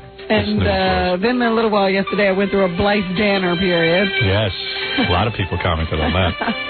Now you sound like Jackie. That's right. I don't even have to do a Jackie imitation. A woman, remember I told you a while ago about the woman who is shackled to her daughter because her daughter has all these behavior problems? It was a great story, Robin, you broke. Well, the woman was hospitalized yesterday for what may be a drug overdose. The mother? The mother. All right. Deborah Harder was brought to the emergency room on Tuesday in critical condition, but she later improved and was transferred to a private room. While she was shackled to the daughter, she OD'd? To teach the daughter a lesson? See what happens when you take drugs. Imagine the judge shackled this young girl to her mother to teach her more responsibility. You wonder why the girl had problems. Yeah, that ain't going to work. Shackling her to the mother. That's terrific. This is why I've always told you these courts have no clue what they're doing with these children and these parents. I told you. Her 15-year-old daughter is now tethered to her stepfather. Oh, I see. So now she's chained to the stepfather. Oh, while the mother repairs herself. How long before she's just tied up to a stranger? Tie her up to me. I'll teach her. I work hard. So now the jet says she either has to be tied to the mother or the stepfather. Even when she attends school. How do these people work? I don't know. All they should do is charge the parents money. That will hurt them more than shackling. And say, either you get your daughter in line or we're going to charge you money. Be well, surprised. I know there are some states that are considering blaming the parents when the children, underage children, commit crimes. Now, what I also read lately that in California they're considering paddling. That's funny. That's really humiliating. I'm for that, by the paddling thing. I'm for that. In fact, I'm going to paddle the person who did in the K-Rock van. What happened to the K-Rock van? You know, with the new format? Yeah. Tom went out and had somebody spray paint and graffiti-ized the van. Yeah. Like, it must have cost 10 cents. Wait till you see this van. Those graffiti people call what they do art. Yeah. But I'm writing a movie now where OJ's kids do something bad. They're shackled to him. And then OJ has to go out and kill his wife. And the kids are dragged along. And I made accomplices. It's a great movie I'm writing. I think Gary Marshall's interested in it. Wants to direct it. He heard the premise. He freaked. He said, this will be my next Pretty Woman. Pretty Dead Woman. Pretty Dead Woman. That's what it's called, Pretty Dead Woman. It's a sequel. Let me see anything else I do. Where are we in the show? Christopher Reeve has become more productive. Oh, he is so much better now. Since he got put in that wheelchair. You'd swear his publicist put him up to this. He's now starting a foundation. Yes. Don't shackle me to him. Is he starting a foundation? Horseback foundation? He should teach people not to horseback ride and jump. His two London-based older children launched a campaign on Wednesday to help people leave their wheelchairs behind. That's good. Timmy the cat is more active. Oh, jeez.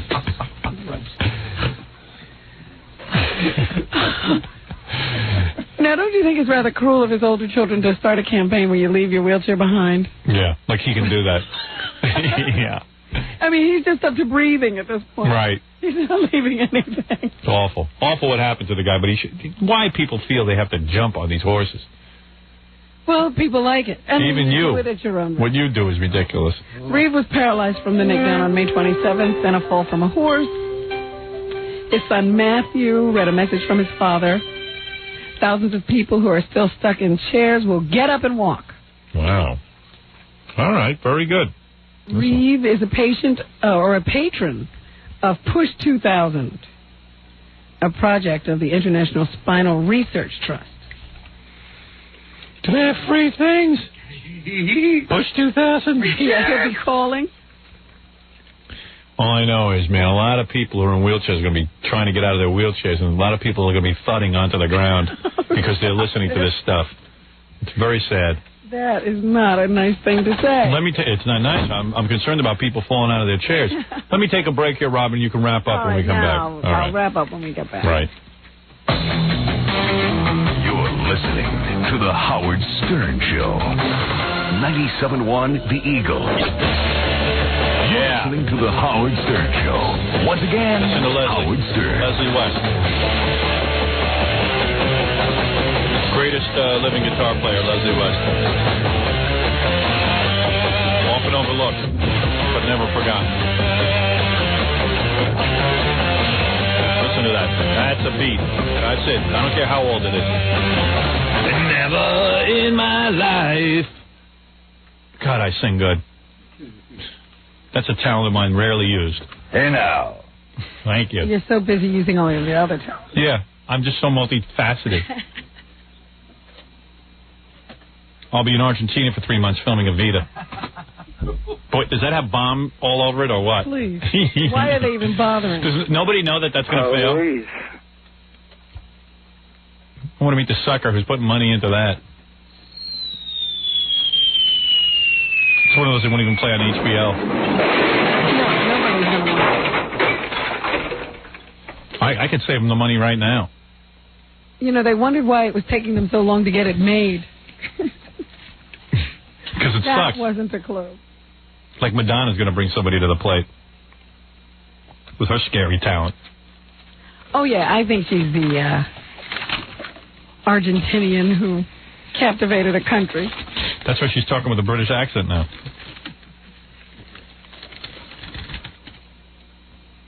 Anyway, I know you want to wrap up the news. You should really get home and rest that pipe. You're absolutely right. That pipe. Christopher Reeve is also starting something of his own. What do you want, a Christopher Reeve public relations? Well, I like to tell you, I want all you lazy people on two legs. Yeah, 2 legs and can move your anything beside your head. You can do a lot more. Yeah, Jackie. Especially you, Fred. And a phone hookup yesterday. Jackie works hard, at least. Yeah. Yeah. Christopher Reeve announced he's trying to develop the Reeve Irvine Research Center at the University of California at Irvine. This is something different than with the other thing? Yeah, that's his kid. This wow. is Christopher Reeve. And who will hold the phone for him when he does all this work? Explain that to me. I'm sure it was some kind of special hookup, so I see. It's just one of those things they loop around his head. Can I get one of those? And he probably works the phone from a tube in his mouth. I need that. I need a tube in my mouth and hands-free telephone.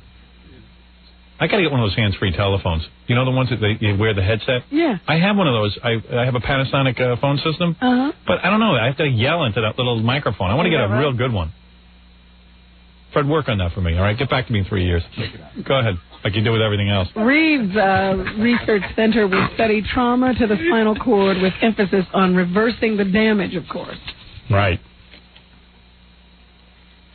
So, there you have it. He's doing that'll help him. Bit too. That wouldn't even help. Wouldn't even put a dent in his problem.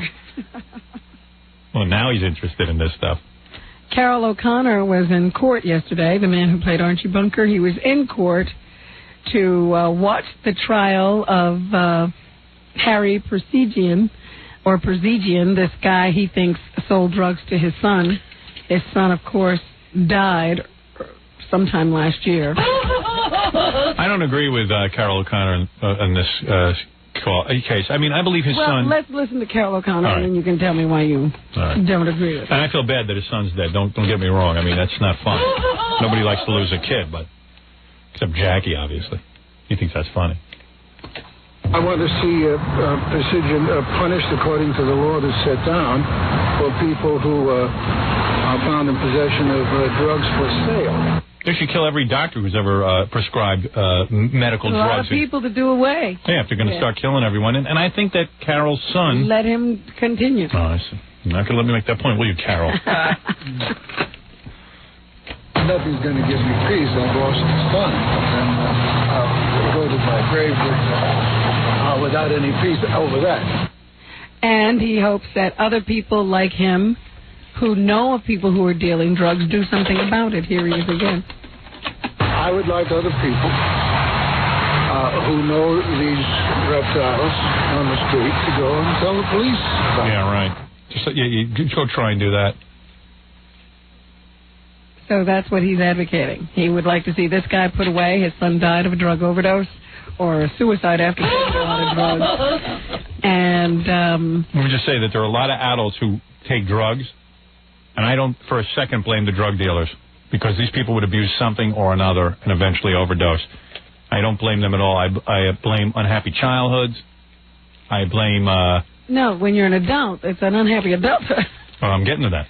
I blame unhappy childhoods for your children out there, unhappy adults, unhappy people who, and you know what? And sometimes just people who want to party frivolously for no apparent psychological reason. Well, I always think there's an underlying reason you want to lose your mind. Yeah, I know. I many years spent losing my mind, and listen, we heard your childhood.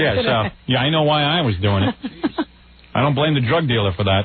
Nobody could blame you. No, I knew what I was doing when I bought that crap. So I don't, and I feel bad for Carol O'Connor losing a kid. But we have a world that's advocating responsibility. Right. That seems to be what we're into. Nobody's responsible except the people who are giving you something or selling you something. Right. Just because you're buying, you're not responsible. Thank you. I know that was hard for you to get out. with your voice that way, but it's greatly appreciated. Well, it's the same with these for you. suits against breast implant companies, That's right. cigarette companies. Good for you. Even with a bad voice. Suing bartenders who serve you a drink. Look at this. Look at the applause you get, even with a really, what is a painful throat condition. I'm not in pain. Really? I just You're very brave. People think I am. Good for you for taking the time out to say that. All right, go ahead. Let me see if there's anything else I want to get to today. I think you should get to a throat doctor. Bill Maher is going to ABC. That is an expected announcement today. Oh, good. He can finally fail. Politically incorrect host. Good. He's going to take that show Politically Incorrect ABC? Yeah, they think great. It's going to follow Nightline. Oh, great. Good. Wait till he sees how few people will watch. He thinks he's getting ratings because he's on the Comedy Channel. I have another question. We talked about Macaulay Culkin earlier today, but I just wanted to mention it again, that custody suit between his mother and father is ongoing. Very sad. They say that the Culkin children, all 6 of them, are siding with Mom. Let him move to all Sweden to go there. That Macaulay won't even, like there's 6 kids, but the only opinion they really care about is Macaulay. Right. Macaulay won't even talk to his father and is thinking of firing him as his manager. I'm thinking of hiring him as my manager because I could use $50 million. Get me in a few of those Home Alone movies. And they have had a number of reports that the children are all out of control and that Macaulay is experiencing some difficulties now. Yeah. That comes as some shock. Miami Dolphins are about to get a new coach, according to Jimmy Johnson's mother. She says that the announcement will be made today that her son will be taking over as head coach from Don Shula. Can't she keep a secret? Here is what Jimmy Johnson said at the prospect that might happen. The first meeting was very positive. I think not only can it be a productive relationship, I think it can be very exciting and be a lot of fun. And again, we've got to make some more talks and we've got to make some more progress, but so far it has been positive. I thought mother was a loudmouth. Guy's in the middle of a negotiation. His mother's running around. They launched the space shuttle today, and... Big deal. Oh, that's good. Usually they don't launch the space shuttle when it's very cold, but it was only like 44 degrees down in Florida today. Yeah. Oh, yeah? The coldest it's been. Where did they stay? Was it Miami? At the Cardoza or something. The Cardozo Hotel? They get a discount. Hey, I saw Apollo 13. Wait a minute. Let me just go on because this is interesting. Go ahead. They never launched because the last time they launched during the cold was the time the shuttle blew up. Yeah. So they went ahead and did it today anyway, number one, because they needed to go up there and fix this satellite. They got a Japanese guy on board, too, because they're going up to fix a Japanese satellite. Yeah, only the Japanese know what they're doing. And the other thing is that this is, of course, the first launch of the space shuttle in 1996, but it could also be the last if we never get a budget together. Right. Because there'll be no money to fund these things. I saw Apollo 13. Yeah, great movie, by the way. Yeah, Ron Howard really knows how to direct a good movie. Great movie. Great movie. I didn't want to watch it because I was just like, I don't want to see Apollo 13. A lot of people had that reaction to it. Yeah. And it really is so good, man. Cause it's gripping, yeah. And I watched it on, Laserdisc? No, but I had it on that 60-inch screen. Oh. That rules. Well, if you see it on whatever movie screen is, that's better. Yeah, that sucks because you got to sit there with people who talk to the screen. Not during that one. I got to go see Waiting to Exhale. Just not cause it got horrible reviews. It's horrible, but these black women all sit and yell at the screen. We going? We gotta go. We gotta go, man. Let's get it together. Yeah, let's do that. All right. Well, Jackie, who can you call? Do you know anyone, Jackie, that owns a theater or someone who works on the station? Call Tom Chisano. Oh, goodness. See if you know anybody, okay? I will treat to the stupid movie. Oh, okay, sports. I understand that Governor Whitman in New Jersey has made a plea to all business owners who are thinking of docking their employees' pay for missing days during the snow to reconsider. She says that would be penalizing people who really would have tried to get to work because they couldn't and they were obeying the law. No. What? I agree with our governor. Okay. And finally, it looks like the Knicks, well, they say there's a rumor that Charles Barkley is up for trade from whatever team he plays for, Arizona? Phoenix. Yeah. Did you watch any football over the weekend? This is basketball. Oh. Did you watch any football? No. You mentioned sports. I watched a little bit of that Colt game. Remember? Because I called you. Because when you called me, I said, "Watch the game." Yeah, it was on. It's a great game. I don't know why, but I was like, "Oh yeah, there it is," and I saw the score at that moment. The Indiana Colts won. Yeah, 10-7. It was a good game. They beat somebody. They weren't supposed to beat who? Kansas City. Yeah. It was a cool game. I dug that. And then, because now this is when I start watching football. This is when it gets good. This is when football gets really good and I can follow it. That field goal kickers was terrible. Oh, man. He missed 3 field goals, and they were all easy. Well, it was freezing out. It was cold. Nobody was making field goals. No, they made a field goal. They made one, yeah, but the other guy missed one, too. Yeah, I know, but 3. Come on, that's what they pay you for. I know, that's unbelievable. That last one was way off. Yeah, it really was. It was like as soon as it left his foot, you knew they lost. I mean, that guy deserved to get beat up in the locker room. That well. That must be awful when that guy's got to go in the locker room with all those guys. I know. One of them was patting him on the head trying to make him feel better. Yeah, wait till like a couple of days go by. I know. And man. yeah. Because they really would have won the game. Well, they would have at least tied it and had a shot of winning. Yeah, but if they had 3 attempts, they would have won. Oh, yeah. Converted a couple. Yeah, it's really weird. But anyway, I was talking about Charles Barkley. Wouldn't you like to see Barkley playing for the Knicks? Love that. It's a little late. Why is it late? Oh, he's just not as good as he used to be. His career. He's not? I mean, he's good, but he's not great anymore. He's not the great guy he once was. Yeah, why don't we get somebody great now? He's like in his, I think he's in like, he's got to be 31, 32, something like that. And, you know, how old's Michael Jordan? Michael Jordan's a whole different guy. He really is. Is Michael Jordan still great? I mean, he's very good. All I know is he's still great. I have not been following him that much this season, but the Bulls are 29-3. And 18-0 at home. Well, I'd say that's pretty good. They don't lose in Chicago. The Bulls are like, they may win 65 games this year, which is unbelievable. Wow. And how are the Knicks doing? Really bad. Ewing sprained his ankle, came back. They lost like 3 games in a row, 1-1. So Pat Riley was smart to get out. They lost to the Nets last night. Well, the problem with the Knicks is that the Knicks have had the same roster for 5 years, and all those guys that used to be... Can't they get new guys? They're the oldest team in the league. Why is it no New York teams are any good? Like, have any great players? How can we have 2 football... You know, when I was in Cleveland, every person who came up said, Howard, can't you do something about the Cleveland Browns leaving? I go, who do you think I am, Jesus Christ? I said, I got more important things to worry about. I got to elect governors. I said... Every person walked up to me and said they were so bummed out that the Cleveland Browns were leaving, because now it's going to be the Baltimore Browns. Right. Or something. I mean, I can't believe with that kind of team loyalty, everyone's freaking out and leaving the town, but I don't know what's going on. Yeah, but the Colts had that in Baltimore and they left. I know. But now the Browns are going to Baltimore. But why is it that everyone can every once in a while get a decent team? We have 2 teams in New York with unlimited funds. Wait a minute. We have 2 baseball teams with no luck. I know. We have 2 football teams with no luck. We did have the Rangers. They won one year, right? Yeah, the Devils won last year. The Mets won like in '86. The next good team. 86. I know. The next good team we're probably going to have in the city is the Mets have like bottomed out and they're starting to get better again, but it's going to take like 3 years. Oh. But hey, how is Cleveland? Again. How is Cleveland like OJ? How? They both lost the Browns. Well, actually, they both got rid of the Browns. That's more. That's more apropos. Isn't that a great line? I just wonder. Oh, that's good. Why is it that we have no huge stars playing sports in New York? Well, Ewing is a big star. He's an old and aging star. Right. Yeah, and we're not even sure he's human. Mark Messier is another one who, Like, you know what the whole rap is now? The Jets were so bad, now they finally have the first draft choice. And now all the first draft choices suck. Right. So now they're arguing, should the Jets get a receiver or should they get a lineman? And the whole rap is, well, if nobody's blocking the quarterback, it doesn't matter who you have to throw to. The quarterback's going to get sacked. Right. But if you have nobody to throw to, it doesn't matter. You know what I mean? Well, I mean, what is this? There's free agents they can pick up. Years ago, you used to have stars in New York. What happened? I don't know. And then we finally get a star in New York, like Dexter Carter, and he sucks. And then he leaves, and he's great. But even like the Yankees made the playoffs last year. And then they dismantled the whole team. None of those guys are on the team anymore. I know. They traded or let everyone go. Fired the manager, let half the players go. Wolf, it's very bad. It's very bad. It's a very bad catch-22. When the Jets get a receiver, do they get it? Do they get a linesman who can catch the ball, or someone who can protect the guy who throws the ball?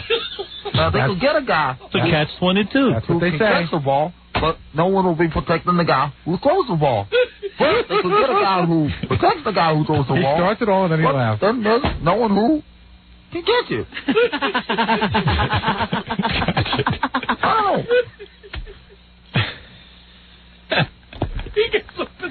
Just That's okay. Hey, we got to get out of here. Come on. Really? Somebody called. They said they found your road pizza. Hey, I got a great letter for Jackie's cat. This guy actually wrote a letter. This is not a fact. Robin has a sore throat. Dear Howard, I found Tim the cat. I am having sex with Tim the cat. I will return Tim to Jackie when he is full. Vito the catnapper. Look at that. And the guy wrote it out and mailed it to us. That's no fact. He sent a picture. That came through the mail. Yeah. And finally, Tim Allen says he will not be doing a sequel to Toy Story. They've already announced the sequel will go straight to video. He says he had no fun being cooped up in a recording studio doing that stupid voice. Was it more fun being in jail or being cooped up in that recording studio? I guess any kind of incarceration. Yeah, man. Tim freaks out anytime he's incarcerated. If the walls are too close, Tim is not having a good time. Yeah, you would think a guy who spent like 5 years in jail like Tim Allen did, you would think that being in a recording studio wouldn't be so bad. They let him out. Yeah. I was just thinking of that movie that Tim was in with Jackie, Comedy's Dirtiest Dozen. Yeah. And if you told him then, hey, you're going to be in a movie that's going to make $100 million and you could do a sequel, he probably would have gone nuts. Right. No, he's Mr. Anti-Sequel. He wouldn't do it. He's refusing Santa Claus. He's now refusing Toy Story. He's made all the right moves. Maybe he's right. So there you have it. Thanks, Robin.